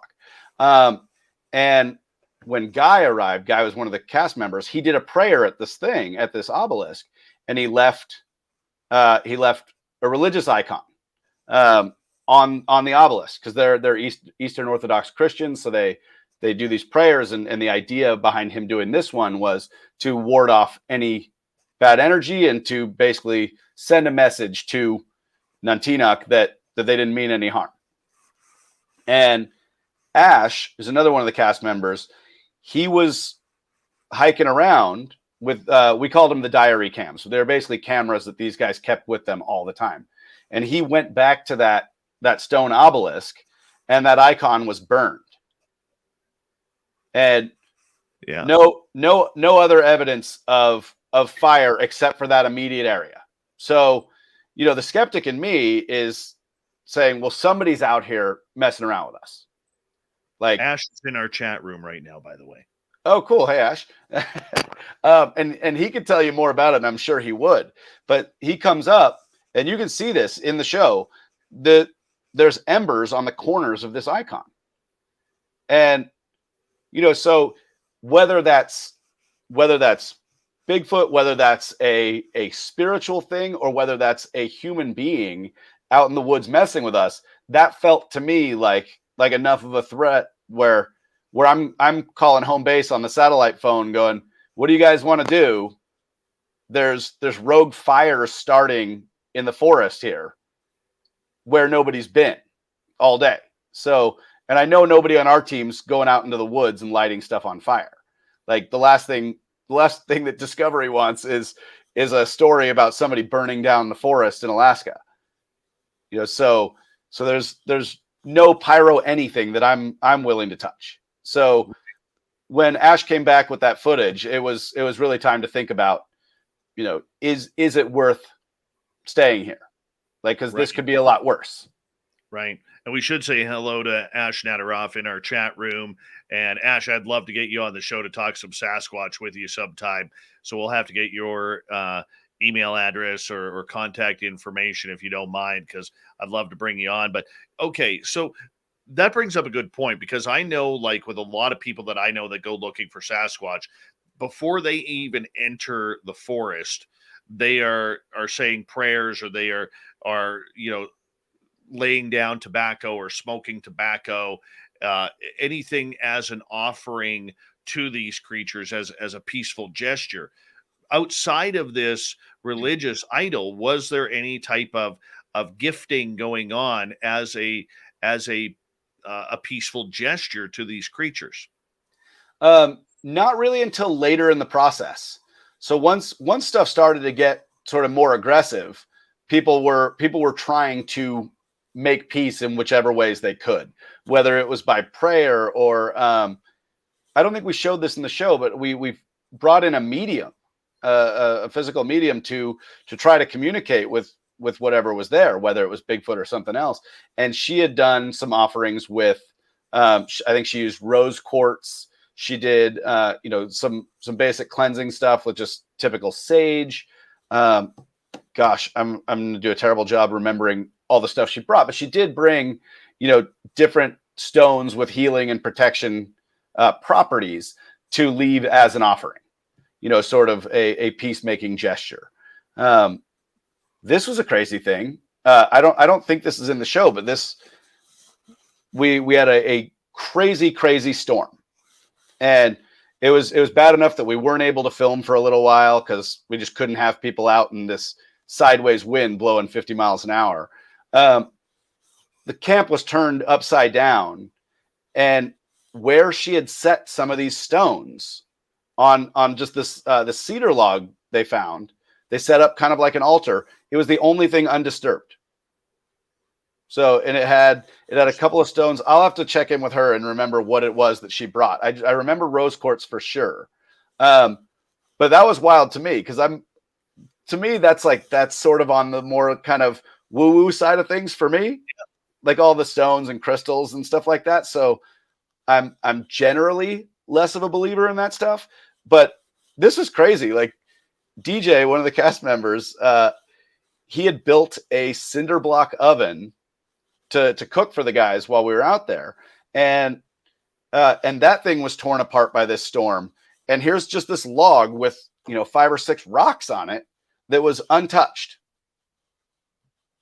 So, we weren't able to include it in the show. I can't remember for what reason, but that was something we were all kind of looking at each other like, how is this possible? These, half-pound rocks are staying put, but this is knocking over full-size trees. So food for thought, if nothing else. Doesn't make sense sometimes. Nicola has a question for you. Says, sir, some of the best stories I have heard. Question for you. Are you now a believer in Bigfoot? I would say, yeah. I will always hang on to at least a sliver of skepticism. Because until it's standing right there in front of me, I can't be 100% certain. But the stuff that happened out there was like nothing I've ever seen before, in person or on video. It was just an insane place. It feels like it has a life of its own, and it feels like it's governed by something out there. And I think that's probably Bigfoot. There's a great debate in the Bigfoot world on whether or not this is an animal of this planet, or whether there is something spiritual or supernatural about it, like many First Nations cultures believe and indigenous cultures believe. After having this experience, going through 40 days in this hotbed, where would you kind of stack up to on that? If I were betting, I'd say it's supernatural. I just think that the way that the evidence is clear and present and then vanishes, it's beyond physics. So, you'll see something, and then when you turn your head back, it's not there. You'll follow what looks like a path of footprints, and they just vanish. So there's one footprint that we found in a sort of tidal bog that's out there. So when the tide comes in, it fills up. When the tide goes out, it kind of empties and leaves this kind of muddy thing. And there's a footprint walking more or less straight into this thing. And there's only one. And it doesn't matter where you look around the thing. There's none going in the direction that it appears to be headed. There's not one behind it. So it's like, where the hell did this thing come from? Where did it go?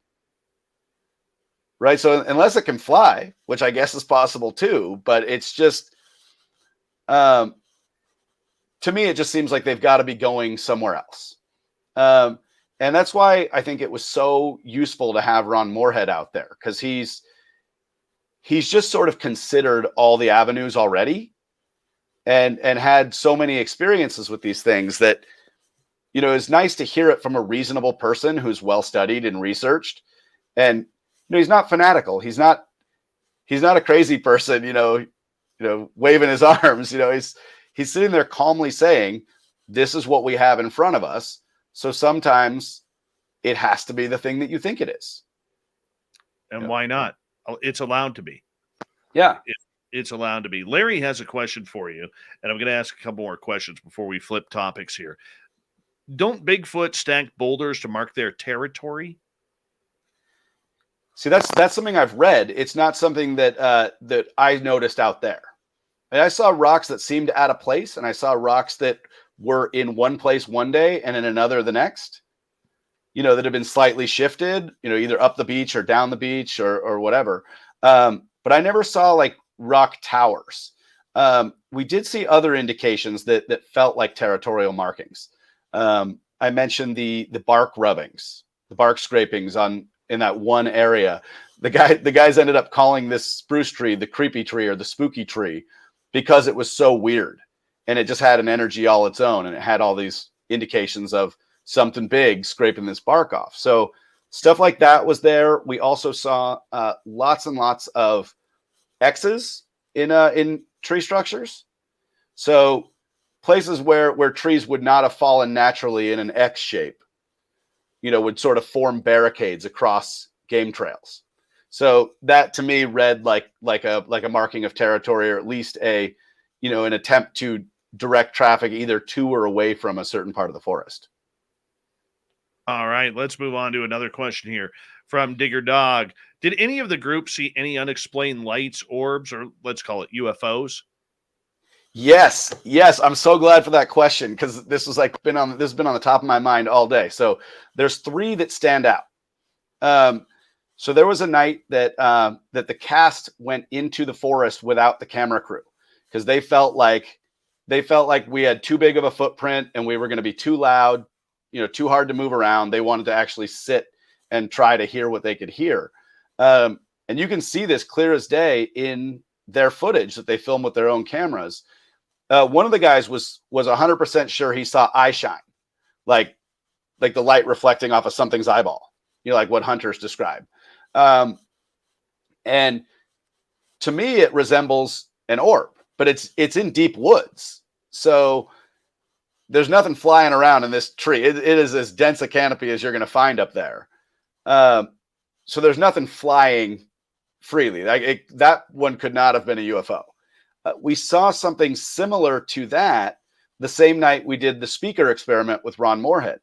We're just looking at the trees, and there's something, a pulse of light, probably about the size of a volleyball or something like that, just right behind the immediate tree line, like less than 10 feet in, kind of moving back and forth behind the trees. And I saw that, and I know at least one of the camera guys saw it, and Kyle, the bear guard, saw that as well. And that was right in the aftermath of playing those sounds.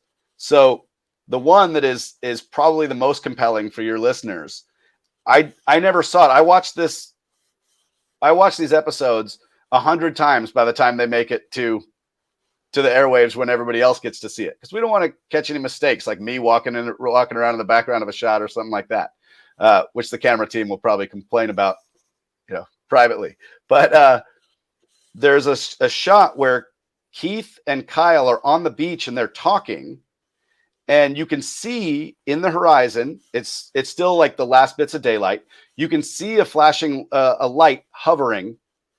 I couldn't even estimate how high off the water. The shot does not change. We stay on the exact same camera shot. The light's there, and then it's just not. And it is undeniable. I encourage everybody to go look at the most recent episode.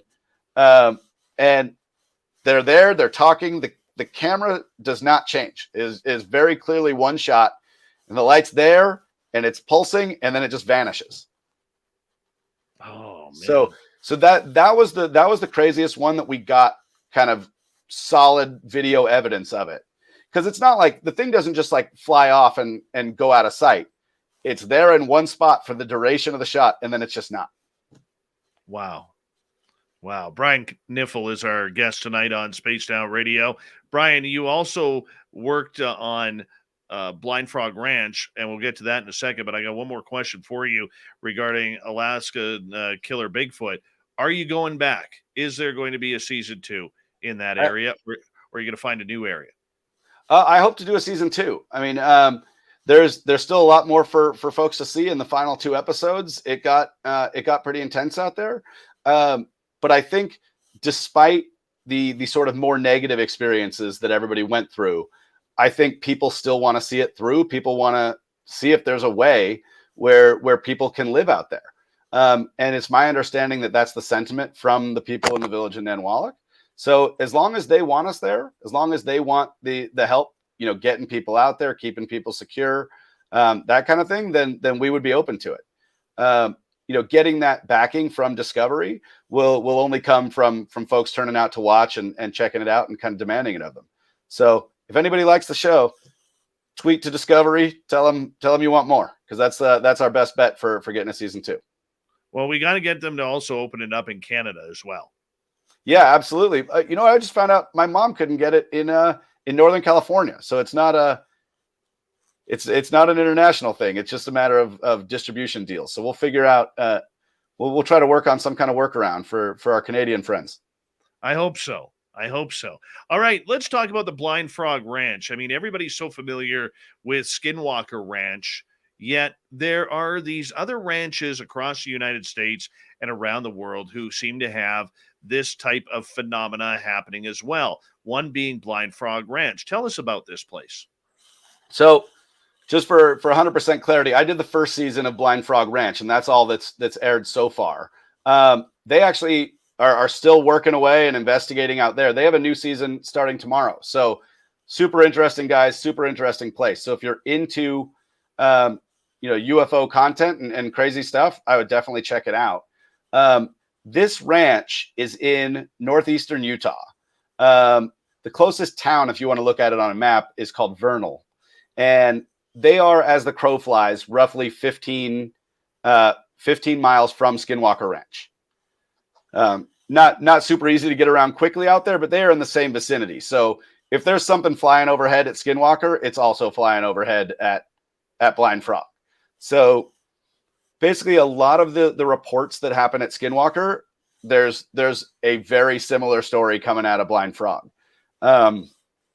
There's gold miners up there that have seen stuff. These guys are also hunting for gold out there. That's the primary reason for being there.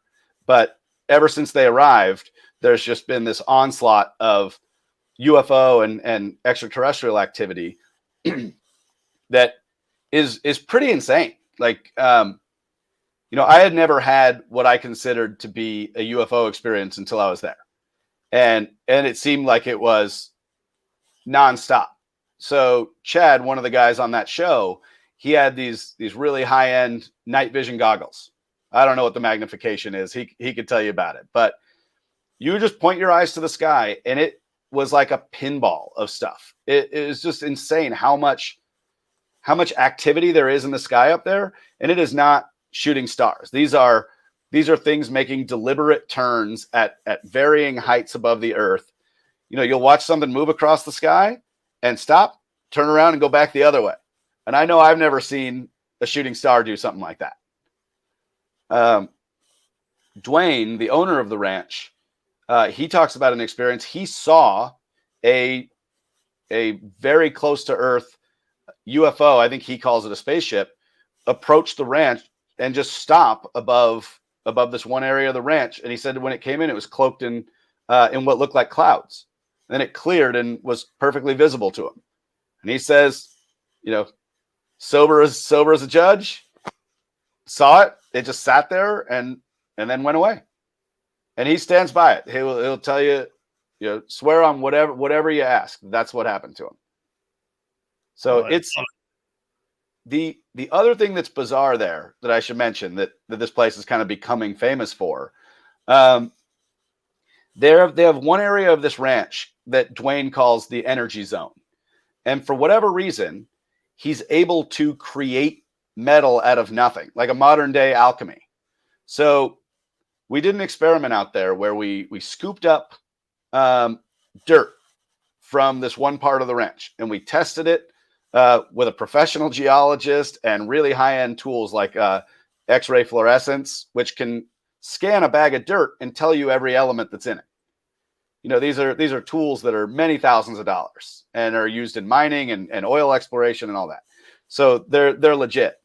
Anyway, they tested the bag of sand that they dug up. No sign of silver or platinum or iridium or anything like that in the sand. They heat all the sand up in a crucible and liquefy it, and it spits out a metal chunk at the end of this experiment. And when you test the metal chunk, there's iridium and silver and platinum in it that was not there when I have no clue how it happens. But we did it multiple times from different parts of the ranch, and it happened each time. And Dwayne insists that there's something very special about this one part of the ranch that is, superior energetically. And he thinks that might be part of why there's so much UFO activity there. Does he get a lot of skinwalker activity there too? Oh yeah. And he's friendly with those guys too. They kind of share information, not for TV purposes, but they're all kind of after the same goal, right? They want to know what the heck's going on. No, I'm saying, does he seen actual skinwalkers on his property? That I don't know. I'd have to ask him. So they've been out there working again this year. I wasn't able to do season 2 because I was in Portlock, but I'm still friendly with the guys at Blind Frog Ranch and also the guys who make the TV show. So I can probably find out.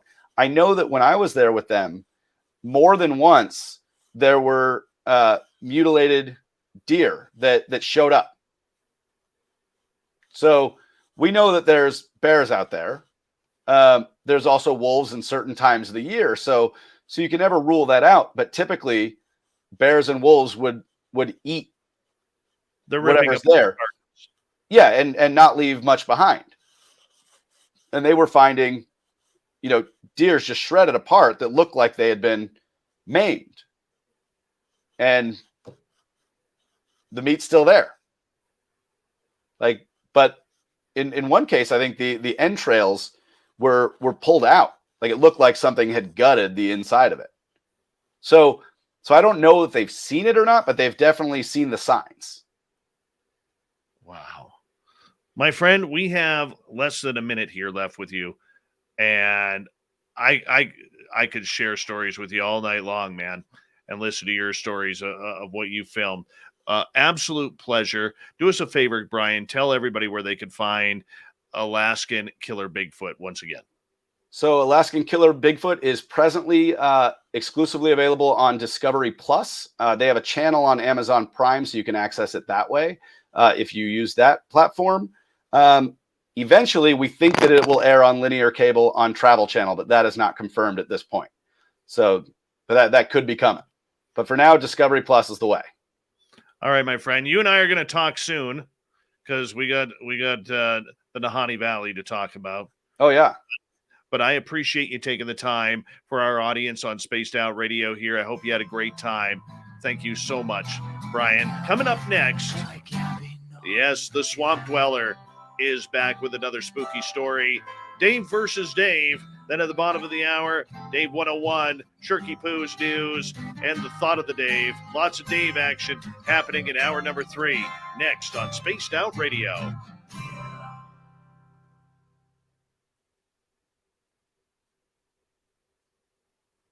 We're clear, man. Great show. All right. Right on, Dave. That was fun. Yeah. Thank you. Thank you. It's been a good day today. Been a good day. I talked to one of my radio station owners, and we took over their nights in 2020.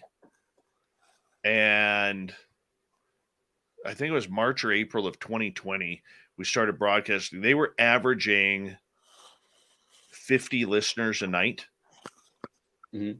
on their station. And in their latest projections, since we took over the night, we're close to 10,000 listeners a night. Wow. On their station. Yeah. Good for you, man. That's awesome. Yeah. She's like, the owner today, actually, she told me, she goes, that we were one of the best decisions she's ever made in radio. Yeah, that's great. That's a badge of honor. Yeah, I just about, my jaw just about dropped. Well, So shoot, anyone would kill for that kind of growth. So, and to reach that many sets of ears, that's killer. well, bleeds into Toronto too. So that's good. And in that Ontario area, that southern Ontario area. So I'll call that a good day.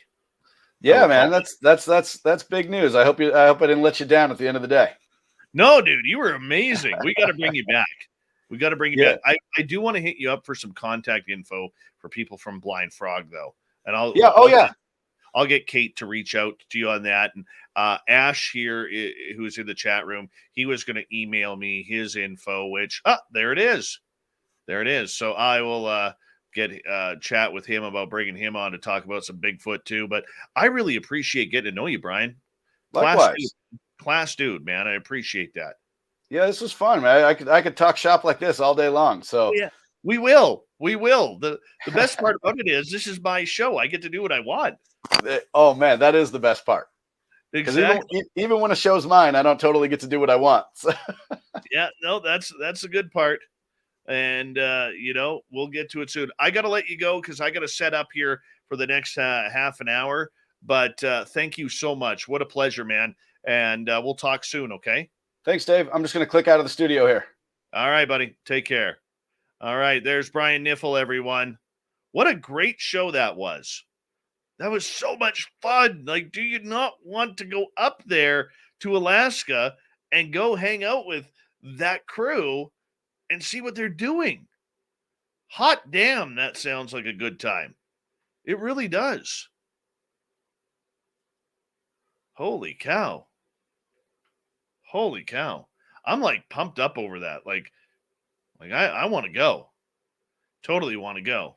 Stick around, everyone. We have lots of show left for you tonight on Spaced Out Radio. So you definitely want to keep on joining us. You know, that's what we do around here. Make it kind of fun.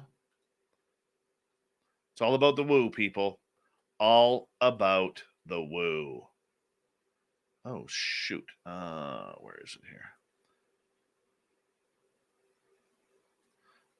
Let's see here. Let's close that. Got a couple of seconds here.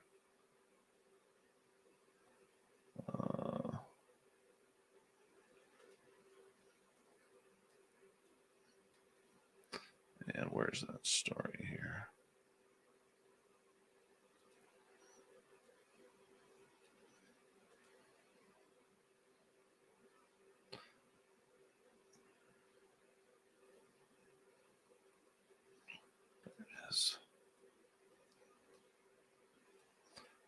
Like that. We're good. Shirky Poo's news is ready. Oh, yeah. We're going to have a good hour here, guys. Good hour.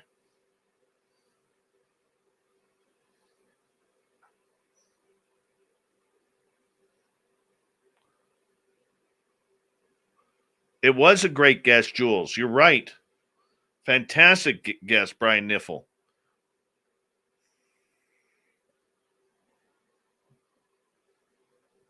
Big thank you to Spookles the Cat for a fantastic booking there. And the guru, crypto guru, Ronald Murphy, for recommending Brian to us. That's just awesome. Up next, we're going to go into the swamp, hear a story from Swamp Dweller.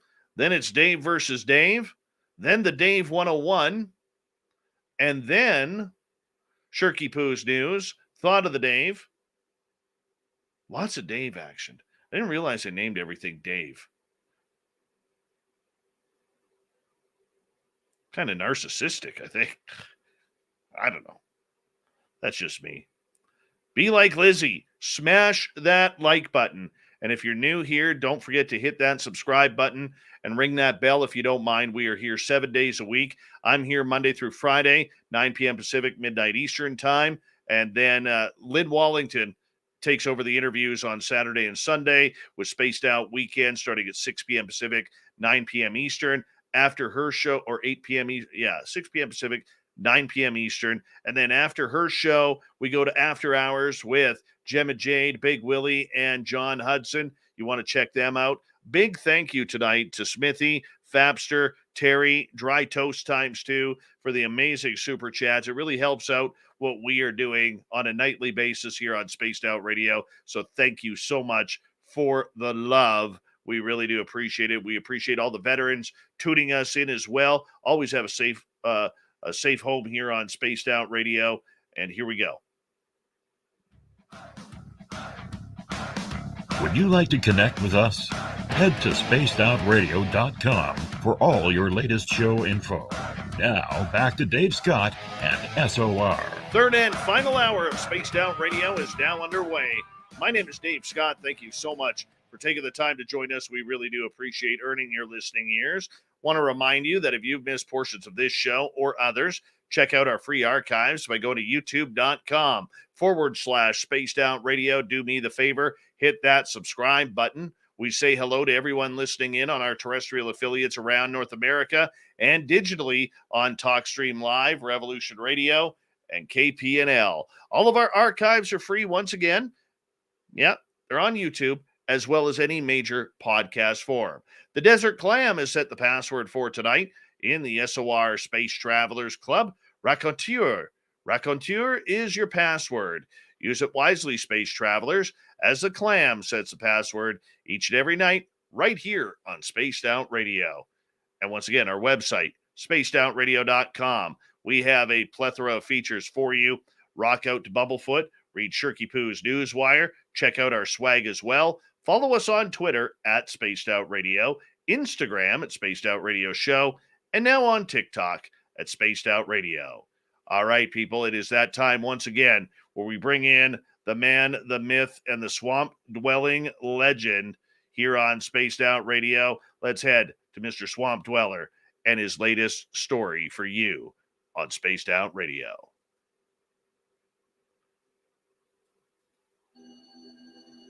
It was a warm summer afternoon. The golden shine of a setting sun bathed the grass and the trees in brilliant color. I and my friend Grant sat around a campfire, roasting shish kebabs and hot dogs. We were alone in the dense forest, the only ones at the campground. The fire snapped and popped as the sun dipped below the trees, casting shadows across the camp. Me and Grant shared scary stories and some funny stories, but then we fell silent. The sun was now out of sight and a feeling of fear had come over us. Then Grant stood up and declared that he was going to bed. He climbed into his tent and zipped it up, leaving me alone with a dying fire in dark forest. I sat for a few minutes, letting my hot dog char in the fire. That's when I heard a faint echo ring from behind me. It sounded like the wind, but sad and creepy. I turned around as chills traveled up my spine. Behind me was a dirt trail, and across it was a few skinny trees, while behind was a grassy meadow surrounded by forest and illuminated slightly by the moon. The meadow was foggy, and I saw a tall figure moving about 6 blocks away. It walked along with a very long stride, coming slowly and closer. I freaked out and ran to Grant's tent and woke him up. He groggily followed me out, and I pointed to where I last saw the figure. It was entirely still now, facing us. I was panicked now, and so was Grant. So we took off on the trail where our car was. We knew it would be a good 10-minute run. We tore across the trail, never looking back, until we reached our car, at which point we quickly climbed in and sped away. We were almost out of the campground when we saw a tall figure walk into the road ahead of us. Grant slammed on the brakes and I closed my eyes tightly, but when I opened them, the figure was gone. Grant was panting heavily. The creature had just vanished. He continued driving, slower this time. I glanced at the rearview mirror, and what I saw will haunt me forever. A very tall and skinny person with a red plaid shirt and blue pants. He had no hair, ears, or nose, but had an enormous stretched skeletal grin and two huge round white eyes that gleamed in the moonlight. He held out his massive hands for me to see, and in the palms was a symbol. It was a bleeding eye. I yelled at Grant to go, and he did without questioning, for he had seen the monster too. He drove out of the campground and was almost on the main road. I was starting to relax when I looked at the rearview mirror again and saw the monster chasing us on all fours. It was easily keeping up with the car and gaining. Grant sped up even more, tearing across the final stretches of dirt road. The end of the forest was now in view. That's when I heard a loud thump land on top of the car. I checked the rearview mirror again and saw the monster was gone. I shivered as I heard scratching sounds from above me. It was on top of the car. I looked at the window to my right and got a close view of its scarred and rotting face. It was leaning over the top of the car and peering into the window at me, craning its long, bony neck. It extended a finger and tapped on the window. Grant kept driving, and I just sat there too scared to move. Grant put on a sudden burst of speed and then slammed the brakes. The creature's legs went flying forward as it roared, hanging on with its thin hands. Grant sped away before the monster could regain balance, and it flew off backward. We drove the rest of the way home at high speeds. Ever since then, I've never seen the man in plaid again. I never want to see that. How scary would that be? Having that monster jump on top of your car and chase you down. Definitely sounded like a skinwalker. Thank you to Mr. Swamp Dweller.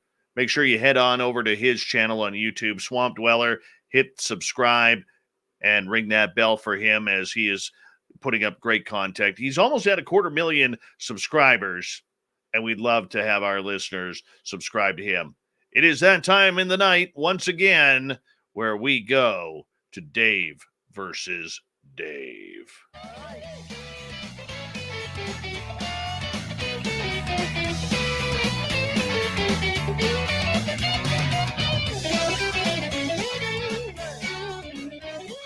What's up, guys? What is up, Mr. Dave? You're looking fantastic tonight, by the way. Thank you, man. You're looking good, too. Well, I can only do it because you and I are the lovely twins, Dave versus Dave, here on Spaced Out Radio, a brand new feature where we ask 3 burning questions of what is going on in this weird and strange world. Dave, how was your day today? It was good, man. How was yours? I stayed warm all day, so I was feeling good. I did not stay warm. We had a foot of snowfall today. A foot of snow. And after I battled for about an hour and a half in minus 20 degree Celsius temperatures with snow falling and battled with my snowblower right through, I took a nap. So I was tired. And I should have went and done it again. That's how much snow fell. Oh, man. Yeah. So but you should know this. I mean, you know the climate. Yeah. How long does it take us to blow the driveway out with a snow blower up there? Oh, it depends. It could be up to an hour, hour and a half. Depends how thick the snow is, man. You know? That's some cold work. Cold work. Very, very cold work. And this is a new feature on Spaced Out Radio, Dave versus Dave. If you're on the radio side, you got to go over to the YouTube side of this, where me and my twin get together for 3 burning questions. What is your first question of the night, Dave? You ready? I am ready. I'm pumped Well, up. Hold on. This one's been eating at me. As John Hudson last night, as per what John Hudson said on the UFO report last night. Yes, I remember. Why do you think the Pentagon keeps playing games about the topic with this UFO thing? I love your thinking. It's like you and I are connected. It really is. Like you and I are connected. I think we are too. Just good looks. We got the brains too. You are a good-looking man, by the way. Very good-looking man. So are you. I appreciate that. Well, let me tell you this. For a number of months here, I have been trying to expand our audience's knowledge on this, claiming, and I could be wrong, Dave, but claiming that there is this UFO Pandora's box sitting at the Pentagon that has all the secrets to crash retrievals, technology, communication, dead bodies, alive bodies of extraterrestrials. And I believe that they are in fear of any of these stories getting out. Because if they have to claim those stories as their own and real, this is where things are going to hit the fan. Mm-hmm.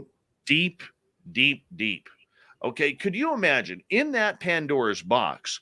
You got to realize right now, the more the Pentagon tries to shut down this topic of UFOs, the more, Dave, that we as researchers, enthusiasts, fans of this topic have to understand that we cannot, in my opinion, and a lot of people will disagree with me, but cannot exclude any type of conspiracy regarding UFOs. We can't. All right? It goes to Roswell. It goes to the potential, story of President Eisenhower meeting aliens at Edwards Air Force Base back in 1953 and 54. It goes all the way up to Bob Lazar, whether or not Bob Lazar is real or not, or David Adair launching rockets from his home a couple of states east all the way into Area 51. This is what opens up. It opens up what they know about crash retrievals. S4, what are they hiding at Wright-Patterson or other areas of that ilk? Look, as long as they are denying the secrets, these questions, we could say they're debunked. We could say there's not enough evidence or proof that this happened, but we cannot deny anything because this is more, and maybe you agree with me, Dave, or not, but I believe this is more than just UFOs in the sky. They have a lot to protect at a years, decades of information that they are not giving us or wanting to talk about. They are obviously, from Susan Go on down, their PR person on down, are trying to sweep this topic back under the rug. And when you try and sweep something back under the rug that's already been public, that means there is secrets. And it's not just about the technology. It's not about these craft that could go from 80,000 feet to sea level in less than 1 second or pull 90 Gs at 43,000 miles an hour. It is more than that. And they don't want those secrets getting out because, Dave, there's a 330 plus million Americans who are going to be pretty upset with their government and their military if they know that aliens are here, are taking people, maybe experimenting on people, and the government knows that the public knows that they know. Your thoughts? I'm going to have to agree with us on that one, Dave. Yeah, and knowledge is power. But But the government, they don't want no one to have, it's not just that they don't want anyone to have more knowledge or power than them. They don't want us to even have the same knowledge as them. They don't want us to even be equal. We always got to be that one step below with them. If they've got something to hang over us, then they know more than us. Maybe that makes them a little better, maybe, they think. But think about this, man. If they have nothing to hide, if the Pentagon and all the alphabet agencies and the U.S. military have nothing to hide, why are they trying to bury the subject? If they don't know what it is, why not bring it to a public forum and say, hey, public, we need your help. If you've seen a UFO, if you filmed the black triangle, if you have pictures or video evidence of being abducted by aliens or aliens in your house, could you please send that to us so that way we can try and figure it out? They're not trying to figure it out because I believe in that UFO Pandora's box, they already know the answers. Mm-hmm. Your thoughts? I think they do try to figure it out, but it's for themselves. Like, let's say somebody finds some metamaterial and they know about it. They're going to go take that metamaterial from you and tell you, this belongs to the government now. But then they're not going to turn around and tell everybody, hey, look what we went and got from Mr. So-and-so. He found this metamaterial. He's seen this come off of a ship, a craft, an orb, fell out of Bigfoot's back pocket. But you can't have it. And then once they get it, they're going to study it for themselves. But then again, they're not going to tell us anything. So I think they do want to know about it, but they're just not. They send it out like the Men in Black. They're going to go out and get that information, and they're going to keep it to themselves. But they do want it. I think they just don't want to share it. I agree with you, man. Could you imagine, Sonny? Oh, who's Sonny? Who? Who's Sonny? Dave. Here? Could you imagine if by chance the American government knows who is being abducted? What if they have? What if they have? Let's be real woo here for a second. What if they have a list and they made a deal with the aliens for technology? And what if they have a list of the people who are being abducted? Could you sue the government if you found out they knew? You might be able to. What if one of your family members that's been missing is on that list? And you haven't seen them. I think somebody would get in trouble. Somebody's going to get sued. I think so. Yes. I absolutely think so. There's a lot to lose, little to gain. Little to gain. Let's move on to hot question number 2 you got for me. All right. This is a good one because we like Sasquatch, man. So this one's going to be, how do you feel about the Sasquatch debate? Whether him being an animal or is he supernatural? Which one do you lean You're towards? hitting a very soft topic for me, man. Very soft topic for me. I think there is something special with this creature.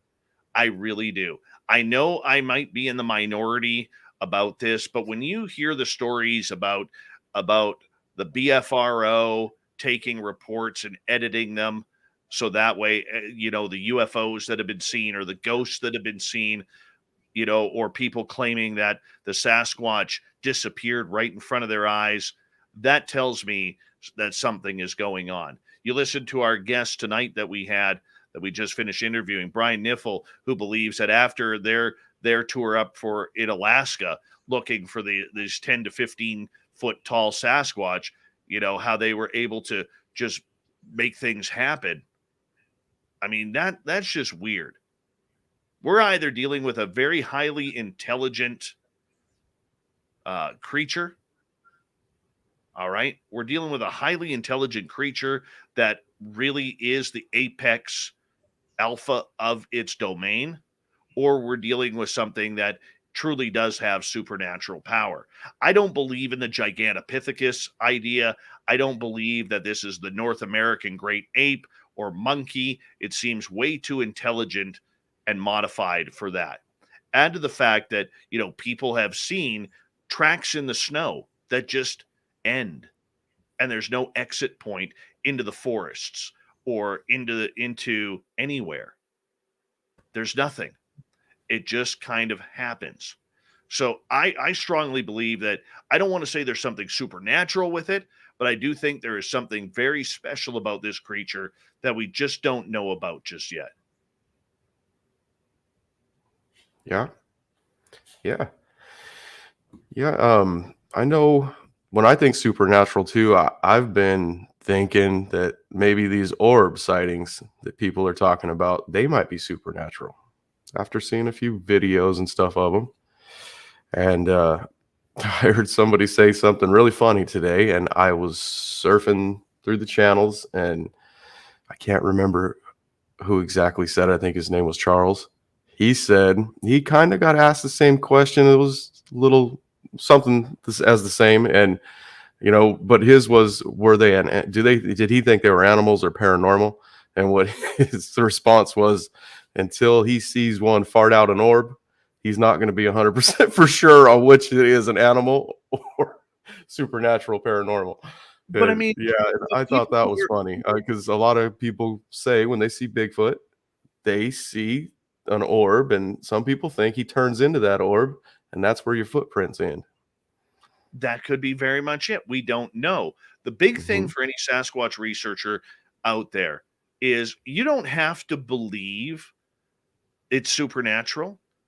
If you're a hardcore science, hey, this is an animal kind of person, you don't have to believe it's supernatural. The one thing you cannot do is shut down any type of potential theories because we don't know what the creature is. So even though you may not believe, researchers here have to realize their belief means nothing. My personal belief means nothing in regards to the creature. Right? It isn't. Yeah. But we can't shut the door on it until we know for sure. That is my biggest complaint. Question number 3. We got 2.5 minutes left in Dave versus Dave. Right. I'll fire this one out there. That's not the same. It's a little different. Who are your top 3 researchers in the entire realm of the phenomenon? Oh, that is a steep question. Hope you can answer that one in 2 minutes. My number 1 would be David Weatherly. Okay. Now, he is, for people who don't know David, he is an author from EerieLights.com. If you want to check out his books, he's written a lot of books with Ross Allison and others about all sorts of monsters and paranormal tales and UFO tales. He's most famous for his work with black-eyed children and the stories that go along those lines. Very well-grounded researcher. He would be my number 1. My number 2 would be Timothy Renner. Timothy is also an author who really keeps an open mind and everything. He has his own personal beliefs, but he has studied everything from Sasquatch to paranormal and UFOs and everything in between. And he really believes strongly, like David, that there is an interconnection between the two. My third one would be our good friend on this show, Ross Allison, who's more of a paranormal researcher. That's really his shtick. But Ross keeps an open mind that everything is connected. He has been investigating all over the world, and the evidence that he has created, he's not scared to push the boundaries of how to get reaction from spirits in different ways, whether it's doing paranormal investigations naked, or whether it's doing paranormal investigations with just women or just men, or singularly in a haunted house while everybody else waits outside. He's caught UFOs, he's caught other things. He's really starting to open up his mind. When it comes to researchers out there, if you want to believe who's doing the great work, look at the people who are looking into everything at once. Grant Cameron also gets an honorable mention on that, because one thing they do is they take a trail and they follow that trail right to the bitter end, whether it's nothing there or whether there is more trail to go. And those are the type of researchers that are getting responses. It may bring a lot more woo, but it will also bring a lot more interest in the subject and knowledge for what is going on. Dave, another big one down. Episode 2 of Dave versus Dave is through the roof. I'm loving this, man. Thank you so much for joining us. Thank you. Coming up next, Dave 101. Oh, yes. It is time to discuss individualism. Is there too much of it in research? Let's find out when we come back on Spaced Out Radio. We'll see who's reading it, Dave or Dave. We got your Who's News as well.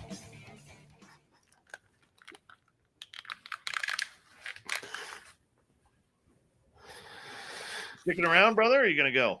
Yeah, no, I'll stick around. If you want to have me, I'd love to stay. Yeah, you're always welcome to stay. Hey, there's the fedora-wearing John Hudson. Simon Wales, you have not been banned from this channel at all. There's no reason for us to ban you. We love you around here. Not sure what's happening, but no, 100% you are not banned from this channel. He better, yeah. Simon's a good guy. Simon's a cool dude. Solaire, how are you? Very funny man. Spaghetti Lee, your hair looks fantastic. Hey, Spaghetti Lee. Hey, Papa Willie, how you doing, buddy? The bodyguard. He sure is. He's still watching over us, but from the chat room. The bodyguard.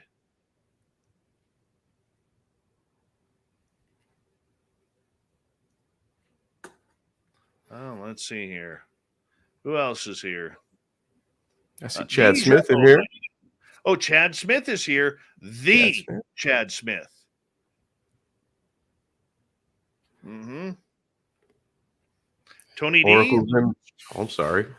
Yeah. Yo, hey, you're allowed. You're like me. You're allowed to give some roll call. All right. Well, Cassidy's here from Oracles and Beyond. Grandmaster UV. Got a whole bunch of good people in here tonight, Dave. Nice. By the way, I'll show you a little photo here. Where is it here? This is me earlier today. I'm bringing it up on Instagram. Hold on. This is me earlier today after I just got finished snow blowing my driveway at minus 20 Celsius. Look at that. Look how frozen.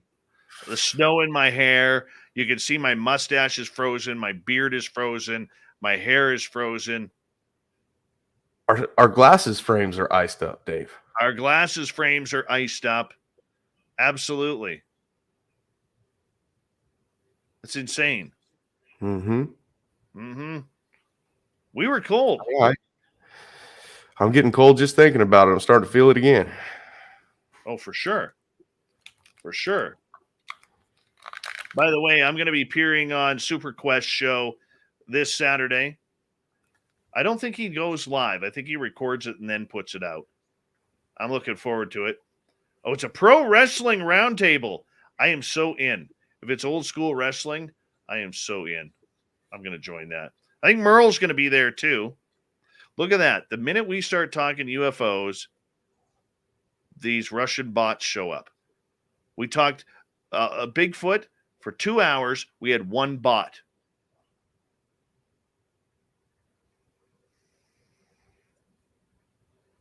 I was trying to find him. Yeah, I got him, buddy. I got him. Sunsaver. How's it going, Sunsaver? Fat. Nose on scent. Good to see you.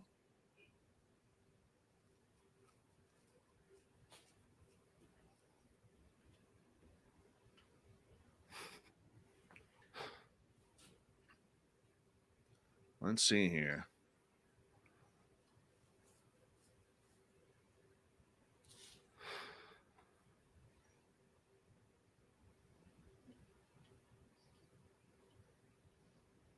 I'm hungry. Do we have any apples in the fridge? Robert Lamke, welcome. Oh, Snapple apple. I'm going to grab us an apple after the show. Oh, by the way, I just learned, and I will get the dates, okay, that I believe UFOCon 2022 is going to be underway in San Francisco. I think it might be next month. No. I will find out after the show. And guess who's speaking there? Dave. I am? We are speaking there. Are you going to be my bot? You're going to come, right? I guess I'm gonna have to try to go to that one too. I better be there. I'll have to gas up that little Honda Civic or no, I guess we got a Honda CRV. It shouldn't take too long to get to Frisco the way we drive. Well, 12 minutes. Yep. Good. I just got to make sure I can get across the border. How many COVID sticks do I got to shove up my nose? They're not going to get there because my nose is so crooked, but that's okay. That's okay. Our passport and everything's all in line, ready to go. Our passport is ready. Our Sweet. passport is ready. I think we'll make it across the border. We got 10 seconds here, everyone. All right, let's go. Here we go.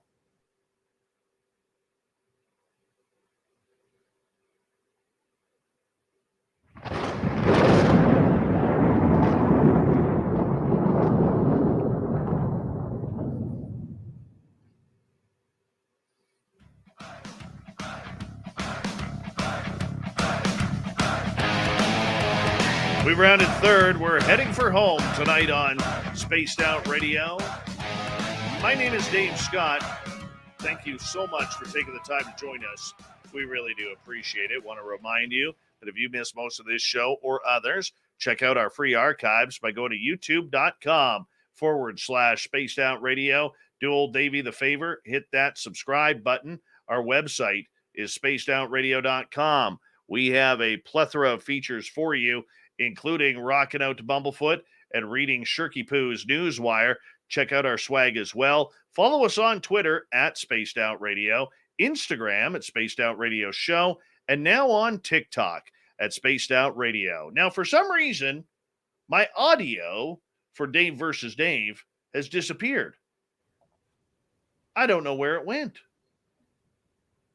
It's gone. The one from hold on. 2 days Here it ago? is. Here it is. Hold on. Let's do it. It's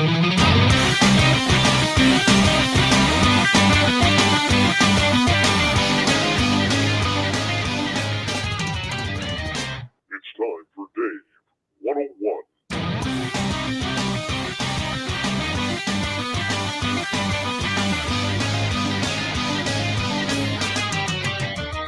All right. There is an old saying that there is no I in team, but there sure is hell in me in there if you spell the letters wrong. The reason why I bring this up is when we go through and investigate these topics, one of the biggest flaws we have in this entire phenomena is we are not sharing evidence. But there's a number of reasons for that. A lot of people do not share evidence because of what happens on the internet. The internet is a cruel, stingy, mean place if you want to provide evidence. It is a place where your video of Sasquatch or your photo of a ghost will get absolutely torn apart by a bunch of armchair critics who were not there to see the buildup to the story. That is what is wrong with this field. And it is individualized the investigator to the point where they don't want to share their information anymore. But we need it to happen. Why do we need it to happen? We need to be able to share our evidence, share our information to see if others can investigate those same places in order to try and recreate the evidence that was found. It is a tough gig to do, especially with a field that is so very untrustworthy of one another. Friends become friends, then they become enemies very, very quickly in this field, all because you may have a certain disbelief than the other. It is individualized potential groups, paranormal teams, Sasquatch teams, UFO hunting teams. Every field has been individualized. It is not healthy to individualize anything.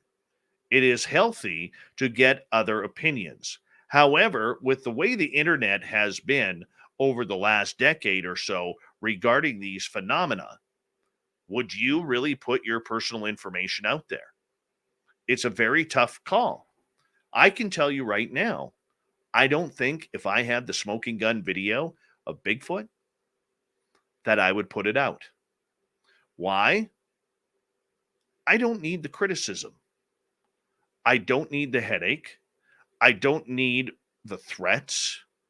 I don't need the questions about my own sanity or whether or not I know how to use Photoshop or video editing, which I do not. I don't know how this works. But if I'm in the British Columbia forest and I get that video, I'm keeping it out of the public. There are people I would send it to because I wouldn't want to individualize my work. I would want it looked at. I would send it to David Weatherly. I would send it to Timothy Renner. I would send it to Butch Witkowski, Ronald Murphy, David Politis. The reason why I would is because I want affirmation from people who know more than I do. What I wouldn't do is release it to the public. Now, a lot of people would say that is the wrong attitude to have. If you have that smoking gun, you need to put it out there. You need to be able to get that information to the public. Let us all see it. Who is Butch Witkowski? Who is David Weatherly? Well, who are you? But we become so mean and fickle in this field, and it doesn't matter what you're investigating, that no one trusts anyone anymore. We don't trust opinion. We don't trust the way we investigate. We see it all the time. But in order to get the answers that we want, we need to be able to share the evidence, whether it's with scientists, whether it's with more experienced investigators. It doesn't mean you have to go public, but what it does mean is at least you are not hoarding your evidence or your findings. Look, we all want answers to what is going on in this field. We all want to be able to say Bigfoot is real. Ghosts are real and there is an afterlife. The extraterrestrials that are flying these rods, these boomerangs, these spaceships, these flying saucers, these black triangles, they are real. We all want it. We all want confirmation. But guess what? The majority of the public does not care. It's only the people who have special interest in these topics that we love that care. And believe it or not, we are in the minority. So the point of hoarding evidence and hoarding your information, hoarding locations, does nothing to help the field grow. If we want to help it grow, and sure, this may sound utopian, we have to be able to work with others. And not just people who agree with our opinion. We have to be able to take constructive criticism. For instance, with this radio show, you, the public, may not see it, but I have a number of people who critique this show, professionals who own radio stations, and radio critics who listen to this show to tell me what we do right and what we do wrong, which is why every now and again we switch up the format. That's the way we solve things to make things better and bigger and to grow what we do. When it comes to the paranormal, supernatural, the phenomena in general, we have this attitude that if we share that video, if we share those footprints, if we share the evidence that we get, that somebody's going to beat us to it. Somebody is going to ruin our day in the sunshine. Not true. Not true at all. For most cases. I can understand the fear. I can totally understand the want, desire. And hey, there are people out there that want to play alone. And that is okay too. But if you're actually trying to solve the mysteries of what we are doing and what we love, you need to be able to trust people. You need to be able to share locations. You need to be able to tell people, this is where I had my encounter with the aliens. This is where the UFO landed. This is where Sasquatch came within 25 feet of me. This is where the gnomes popped out of the tree. This is where it happened. Trust is something that is very, very few and far between in this field. Hey, I'll be the first one to admit, there are a lot of people I do not trust in this field. You do need to be picky. You do need to understand that there are a lot of people who would love to throw you under the bus because they don't agree with you. But they are the minority of us in the majority. How do we make it better? Find people who are professional in this field. Believe it or not, there are a number of high quality individuals who do this full time. Timothy Renner, David Weatherly, Ross Allison, to name 3. Why not go to people like that? It's not about the television stars, okay, just because they've had a hit series that they are fully trustworthy. Okay? And most of the time, their egos are so large, they don't want to deal with us minority investigators. Those of us who are below them, beneath them, because they are better than us, unless we have something that they want. Then all of a sudden, they'll give us not 15 minutes of fame, maybe 7. They'll be our best friend for about 7 minutes, and then you're off flying in the wind again. But individualizing your investigations, if you're not doing it for yourself and yourself only, really does hurt the field. The danger of it all is this. What if you get hurt? What if something happens that you can't control? And even if you're with a team, what happens if another team has that same type of information and they want to correlate theirs with yours? Are you really that much of an arrogant person or team to not allow that to happen? If you are, you're not solving anything. You're not trying to solve anything, and nothing will be solved. Look, we as people in this field need to stay humble. We need to stay focused. And we also need to understand that when we are out in the field, we need to decide, are we out here for our own benefit or the benefit of the field? Because too many times we are out for the benefit of ourselves, but claiming to be out there for the benefit of the field. We need to keep our focus. We need to keep straight. We need to stay on par with what we are trying to solve. Look, you may be looking to solve something different than I am, but it doesn't mean that we're not going down the same path. We need to be able to do that. And to do that, you need help. You need other people, people that you can trust, not people from your inner core, but people who are out there doing this professionally, who are trying to solve some of the greatest mysteries that this planet hides from us on a daily basis. We do not know the answers. We do not know what is truly out there. We want to know, but we have to team up to do it. The individual alone will never be able to do it. It's unfortunate, but it is true. And until people in this field start working together and sharing evidence, as utopian as it is, we will never find the answers that we need. And that is your Dave 101.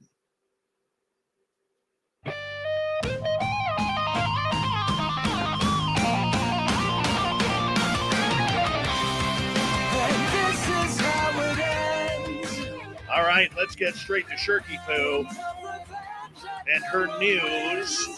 We're going to start off here at Mount St. Helens in Washington State, where Bigfoot once again has been discovered by 2 men. 2 men up Mount St. Helens. 2 men up Mount St. Helens film a dark creature that they believe could be a Sasquatch. The video was uploaded by Bigfoot Believers Only channel, attracted literally thousands of views and comments. Network experts have been talking about this video as well and wondering if it's staged or not. But there's only one thing to know if it's sure or not. Well, you got to go check it on out. So this video, once again, taken in Washington State, We're going to play it for our YouTube people, and I will describe it to you. I'll give you the play-by-play here. Let's go to it. What the heck?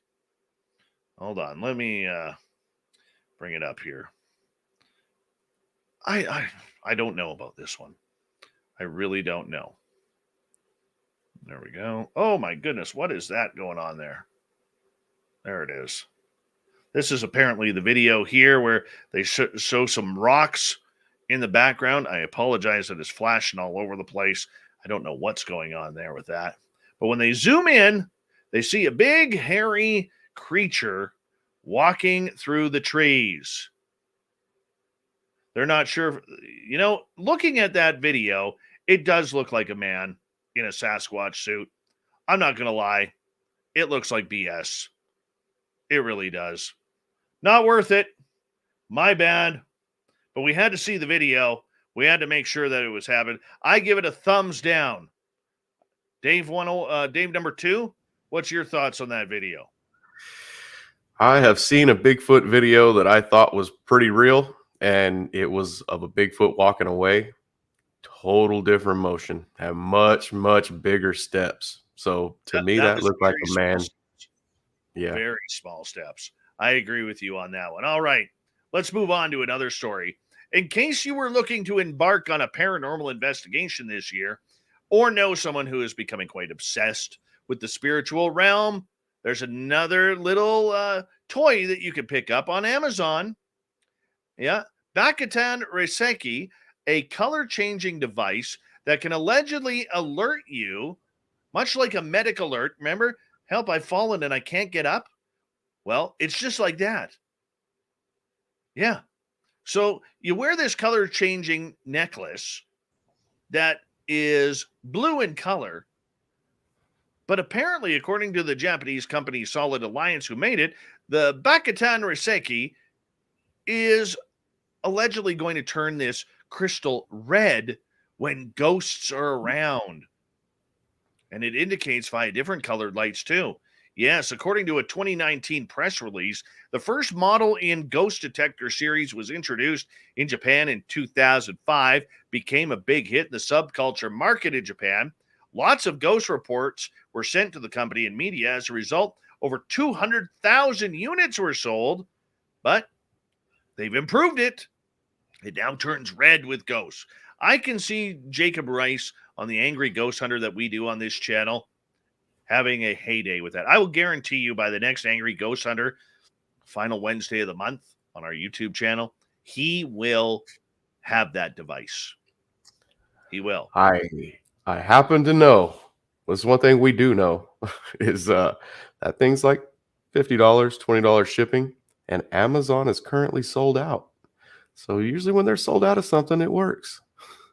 Well, of course the public's going to want it. Everybody is going to want that. I want one. I want one too. That's how I know. Absolutely. I love the finger up like that. That was nice. Very nice. Gotta stop it sometimes. All right. I appreciate that. A paranormal team investigated an old pagan turned Christian site in Inchagoil Island, so wherever the hell that is, apparently caught a photo of a ghostly male with a white beard. Was it us? I don't know. Maybe. Yeah, there were a lot of pagans on the island prior to it becoming a Christian settlement around the year 500 AD. There is even a church that was built by St. Patrick and his nephew, Lugnod. All right. So the creepy photo was actually taken on October 30th. All right. By this paranormal supernatural group. And they were reviewing the evidence. It's actually kind of cool. They go on to say, as we believe the night of the 30th of October is the correct night of Halloween as it carries into the 31st, one member stated. We'll show the picture. It's basically of a shadow person with what looks to be like a poor boy's hat on. Apparently they chose good night as they captured some spooky evidence.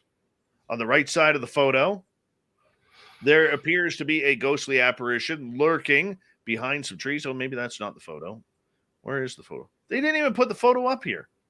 You got to be kidding. That's not the photo? Oh, that's I don't see garbage. trees. I see a shadow, just no trees. That's just garbage. How do you post a... Hold on a second here. Time out here for a second. How do you post a story? The second picture down, I seen trees and a face. Were they talking about that, or was it supposed to be a shadow? That was Okay. that was all fake picture there.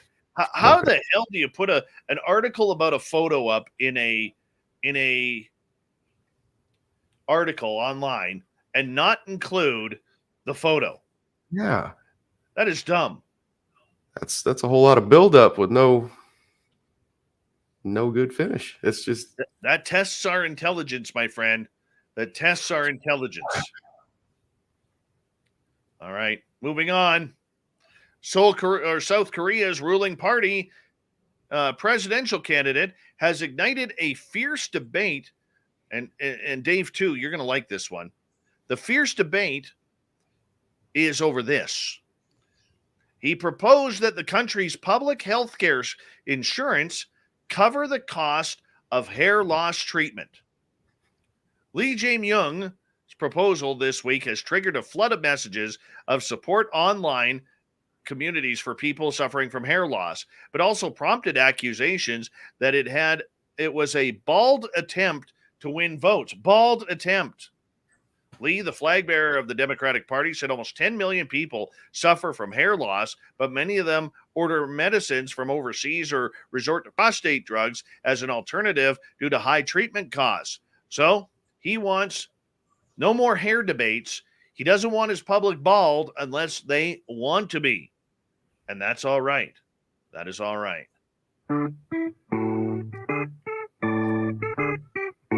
Let's get to the thought of the Dave. Here we go. What do you do on a snowy day like we do? Sir Ken, pinch myself because I live in Houston, Texas. Sandra likes to sew. She makes mittens, by the way. Nancy, watch it on the news from Tucson. Kenneth, I cleaned my house. Andrew, I make castles in the snow. Mark, what's a snow day? Says the guy at work, because I had the day off. Bobby, make yellow snow. Joe, I like to look for critter prints. John, play video games. Fedora John, who lives in California, says, what's a snow day? Thank you to everybody participating in the Thought of the Dave. Thank you to my brother Dave and to Brian Kniffel for coming on the show talking about Alaskan killers, Bigfoot. We got Mr. Ron Bumblefoot Thal rocking in the background with Little Brother is watching. Bumblefoot is the official music of Spaced Out Radio, rocking us in and out of every single show. Get your horns up for the guitar god himself. Special thanks to everybody listening in at home, at work, in your cars, wherever you may be. Thank you to everyone in our chat rooms tonight. YouTube, Twitch, LGAB, Revolution Radio, Spreaker, and on Twitter, hashtag Spaced Out Radio. Remember, this show is copyright by Spaced Out Radio and SOR Media Ventures Limited. Thank you so much for choosing to share your evening with us, because together, my friends, we own the night. Mr. Bumblefoot, we need a favor. We need you to take us home.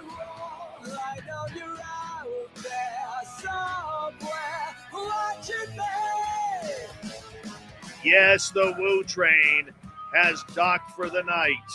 But soon, my friends, we shall ride again. Your seats are always available. Your tickets never expire. And if you want to bring a friend, we've got room for them too. Good night.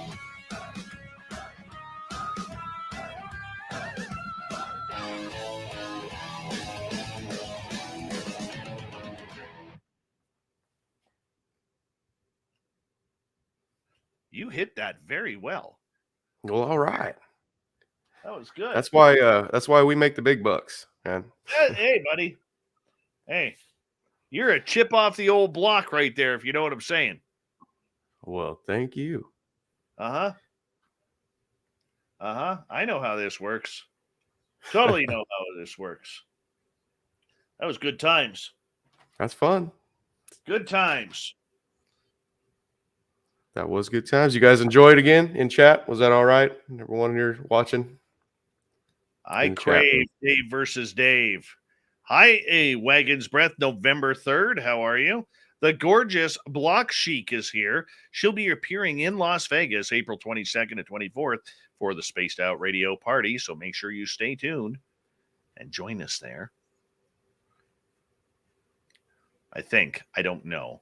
I just may have overassumed there.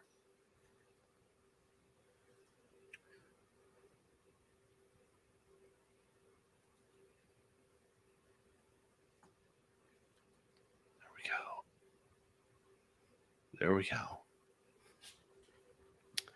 I seen something pretty amazing today on Chad Smith podcast.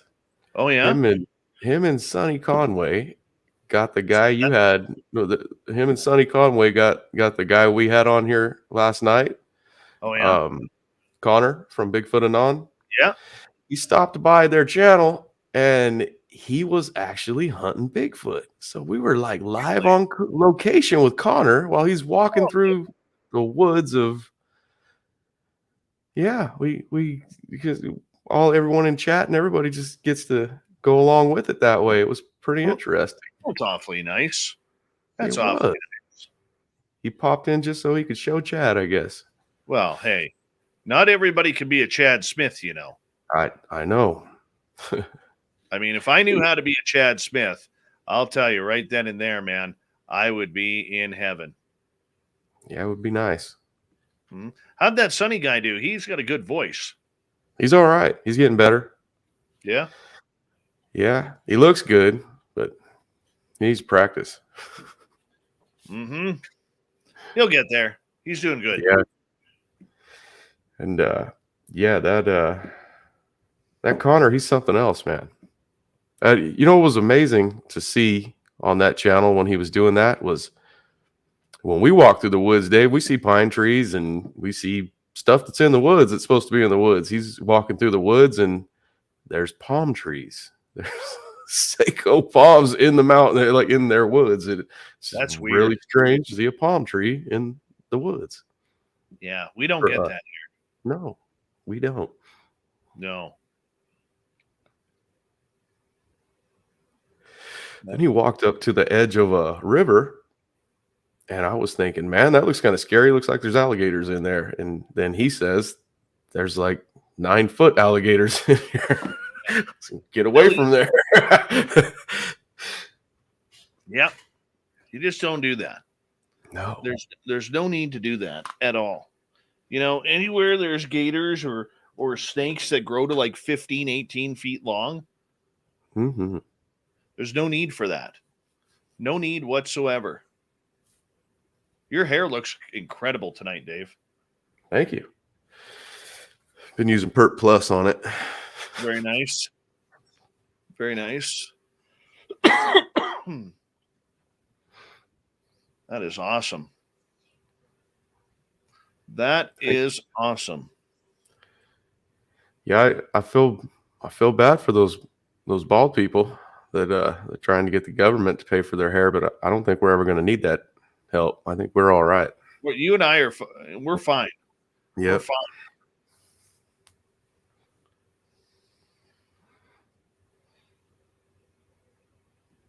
It's weird how some people in the chat room call you Sonny. Yeah, I don't know. We must look like him. God. He must be a good-looking guy. He's got to be.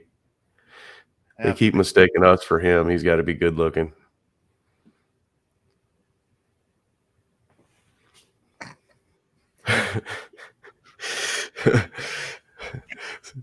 Someone says they're bald. Can't read the rest of that one, but they're bald. Oh my goodness. That was a great guest tonight, Brian Kniffel. I would love to go on one of his expeditions, man. He invited you. He said if they get picked up for a second season, we're going. Yeah, but you know, they all say that. Then it comes down to it, the phone never rings, you know? Oh, no.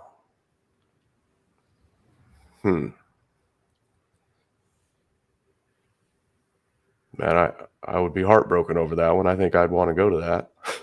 Oh, I definitely want to go to it. I'm not gonna lie. I definitely want to go to that. You hear that, Brian? Second season, we're expecting a phone call. Oh yeah.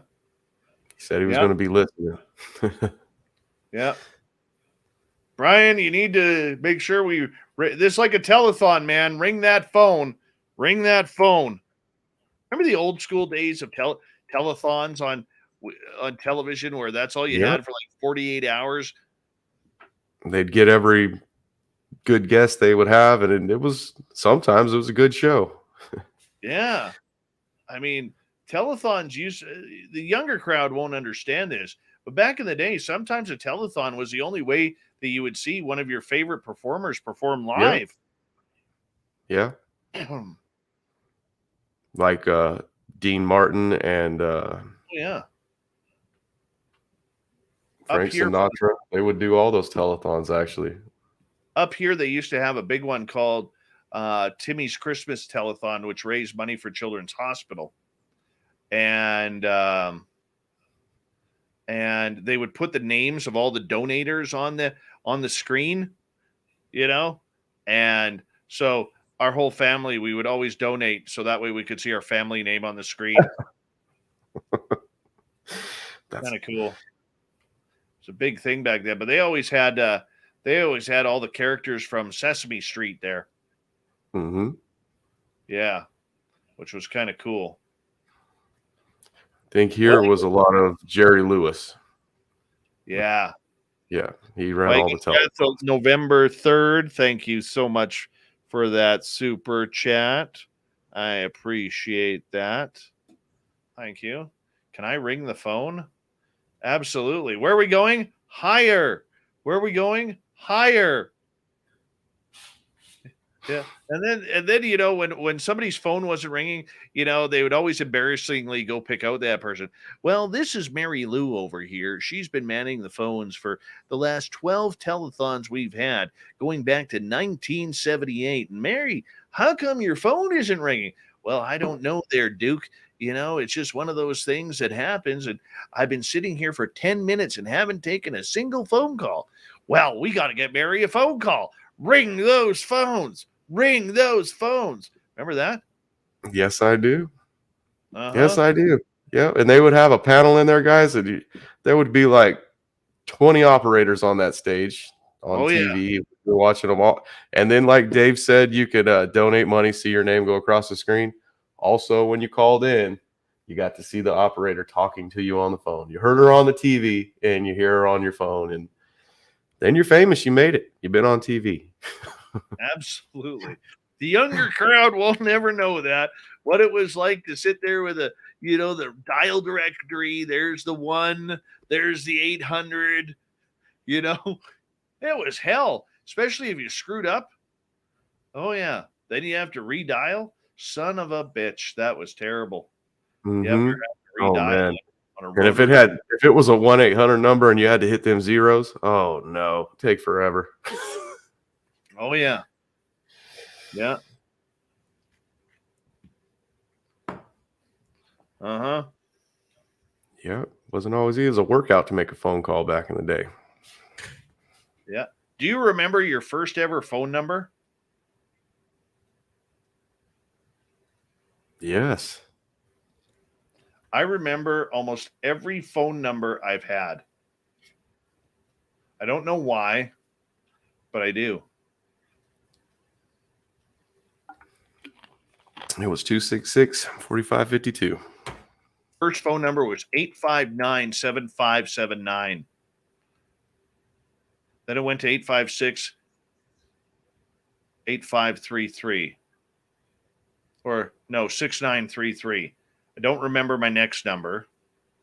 I think it was 826-4381 when we moved out of town. That was weird. Papa Willie, I can't say his number, but he's had it his whole life. That's weird. That is weird, isn't it? Because he's like pushing like what? 40? 102. Yeah. Let's see. Papa Willie is 44. 44? Mm-hmm. Weird. Same number. Up here, when you change cell phone carriers, they would for the longest time they would force you to change numbers too. Mm-hmm. Yeah, now you get to take your number with you. Yeah. Yeah.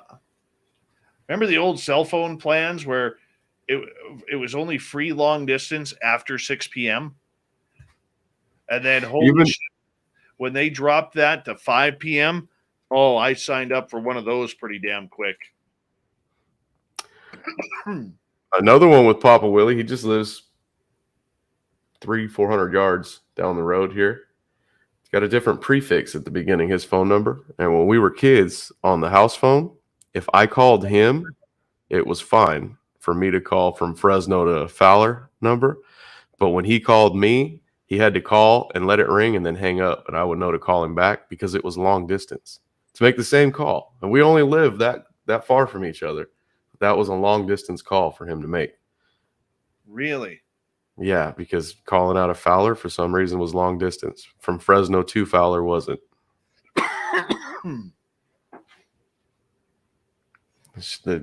Yeah, they were pretty strange rules when we had. I wonder if everyone knows what star 69 is too, and star 67 to block your number. They probably don't know those either. What was star 69? That was to retrieve somebody who called you, right? Who called and hung up on you. Yep. That's right. And then, yeah, star 67. That works today. If you dial star 67 before you dial someone's number on your cell phone, it will block your number when it calls their phone. Really? Yes, sir. I did not know that. Yeah. Remember when they introduced the two-way calling? Well, hold on a second here. Let me press the hang-up button to go take the next call. Mm-hmm. I'll yeah, never click it twice. My friend had that. My lifelong friend had that at his house first, and I was like, "What the heck is this?" Right? And then party lines. Can't forget those. That was a blast. You get 4 girls, 4 guys on a phone, and we did this. Yeah. And then cruising the strip. Oh, man. Just praying that you got a smile from somebody another vehicle. Mm-hmm. Holy cow. Or a race and you won. Up in my area, there wasn't a lot of racing. Like, it wasn't about that.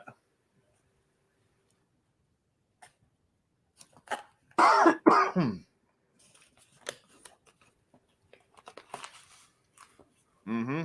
There's gorgeous Jordan Ashley Pettit. She has made her return to Spaced Out Radio. A successful return once again. Where is Travis DeLuca hanging out? All right, so we got those done.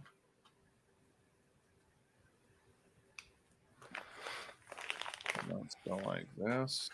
And like this. Turn these into MP3s. Oh, not that one. Remove that one.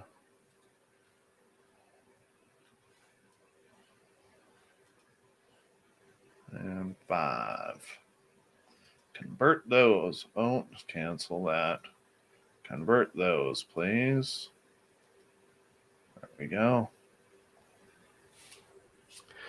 I think if we have to leave Canada to go to Vegas and San Francisco, maybe next year everyone should come to Canada to see us. Is it?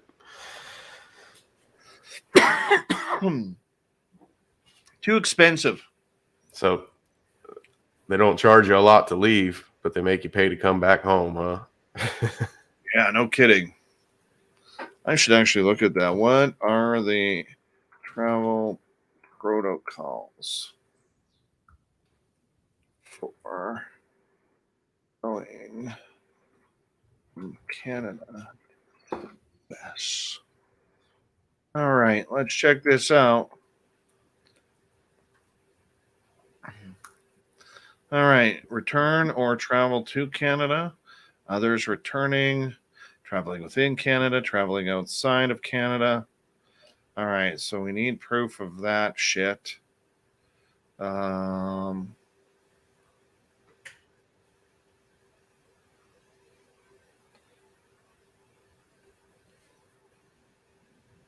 All right. So we got that. Travel advisor. Advisories?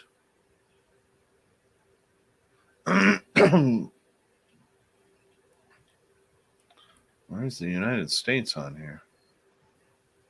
Holy cow.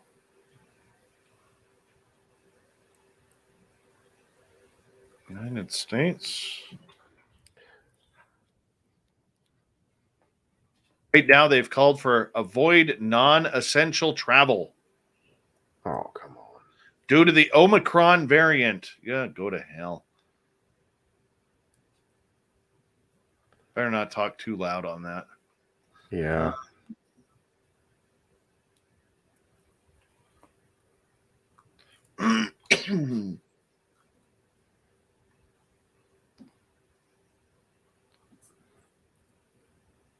But then again, like you said, it's our channel. You can do what you want. Within reason. Yeah. Yeah. That's true. Always somewhere whacking the knuckles with a ruler if you step out of line. At least that's what it feels like. What's happening?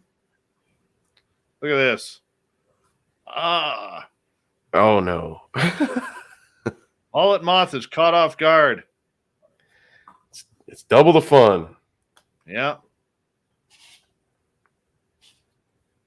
You're going to have to let your hair grow out for Vegas.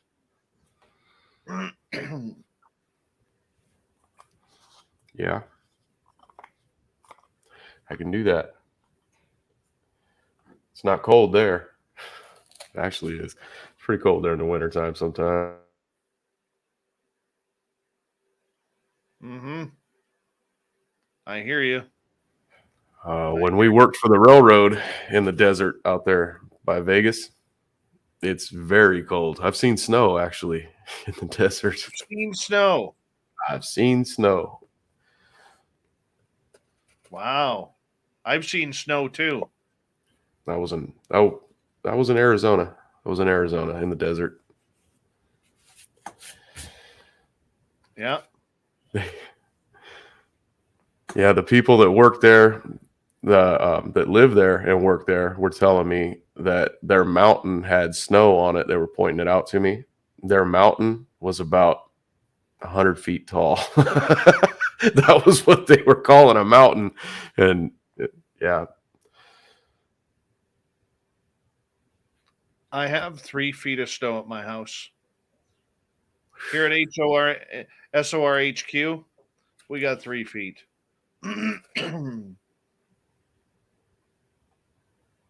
3 feet.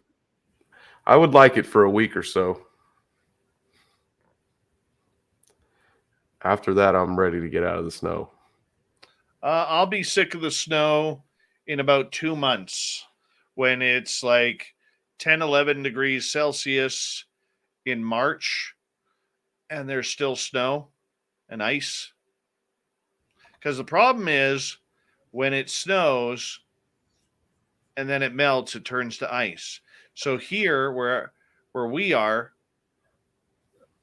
it'll melt during the day, but come like 6, 7 o'clock at night, it starts to freeze, and you end up with a skating rink on your driveway.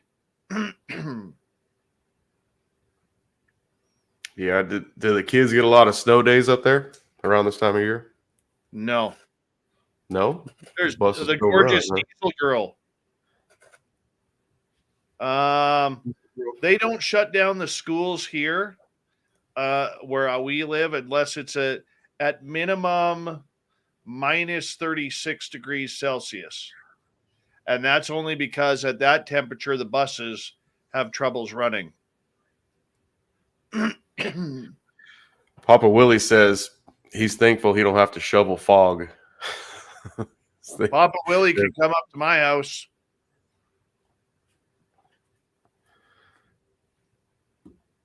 I can tell you he can come up to my house. I got some work for him. Yeah, I don't know about that shoveling snow. California, you just got to deal with the fog.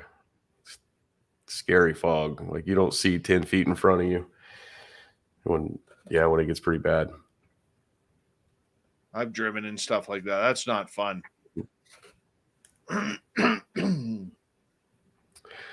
got heard a few passes like that. I heard Sonny Conway and Jim Goodall were racing around in his Corvette in that kind of fog. Probably just a little over 100 miles an hour. That Jim Goodall can drive. Jim Goodall, I believe, will be at the Las Vegas party. Oh, man, that's going to be so fun. Oh. Can't wait to hang out with him again. Isn't he a blast? He sure is, man. He really is. I can't believe we're 20 minutes past the show and we still got 160 plus people watching right now. Oh, I'm feeling love, Dave. I'm feeling love. Well, that's all because of you, man. Oh, I don't know about that. Mm-hmm. Then Lizzie's still in here. How's it going? Then Lizzie Borden. The gorgeous thin Lizzie Borden.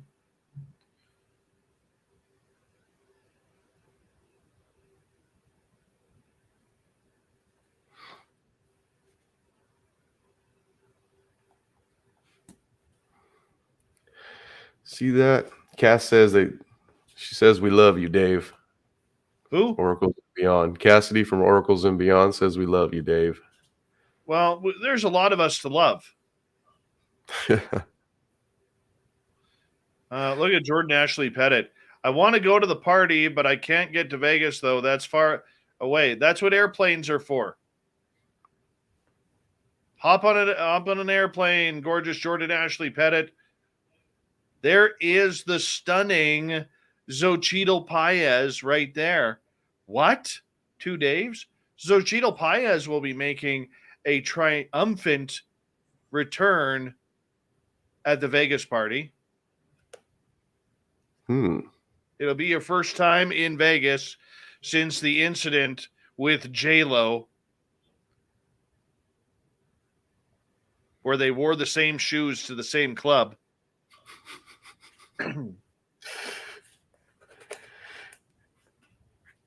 I'm just teasing, Jordan. That's okay. Just send us the love from Connecticut. Good night, Bio.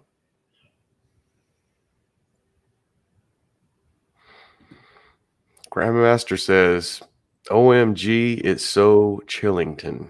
What is Chillington? That's the Gong Show right there, man. Mm-hmm. It's all Gong Show right there. And someone says for me to wave to them. They deserve it. So there you go, someone.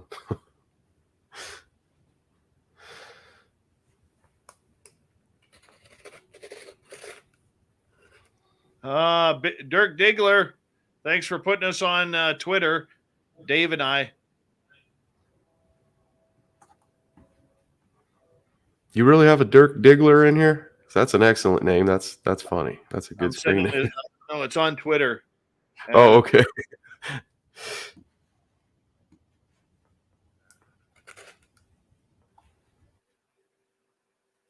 I just tagged you in it. Thank you.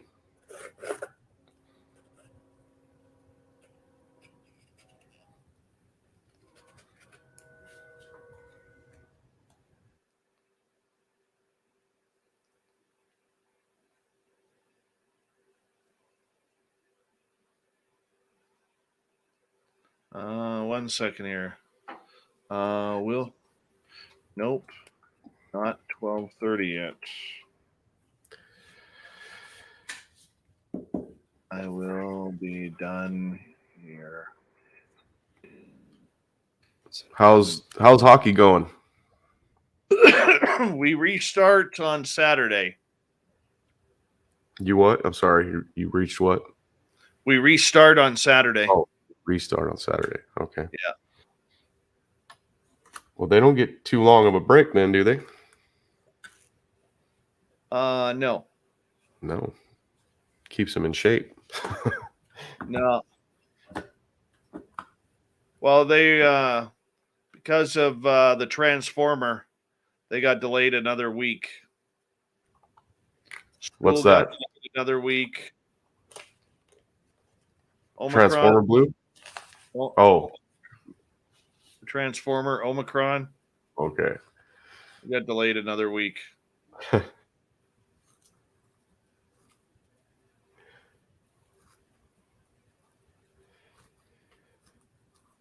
I lived in Washington once when I was in high school, and I thought it would be safer for me to ride the bus to school instead of driving my truck the first day it snowed.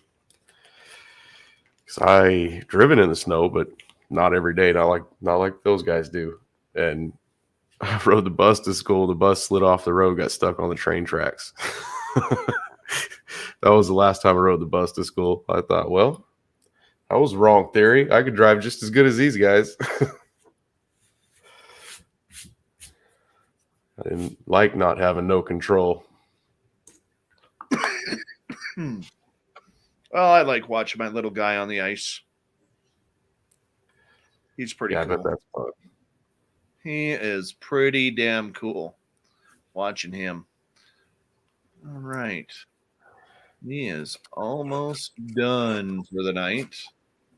Our Keith Andrews makes his return to Spaced Out Radio for the first time in 2022 tomorrow night. Have you ever had an R. Keith Andrews experience? No, You should join us. I will. Who would like to see Dave and R. Keith?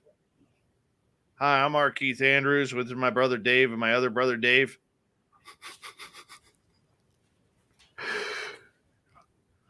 I'm down. When is it again? Tomorrow night. Tomorrow night?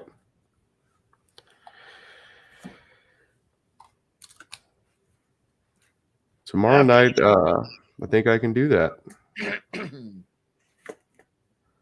Tomorrow night, I'll be watching Paranormal Chop Shop until around 9.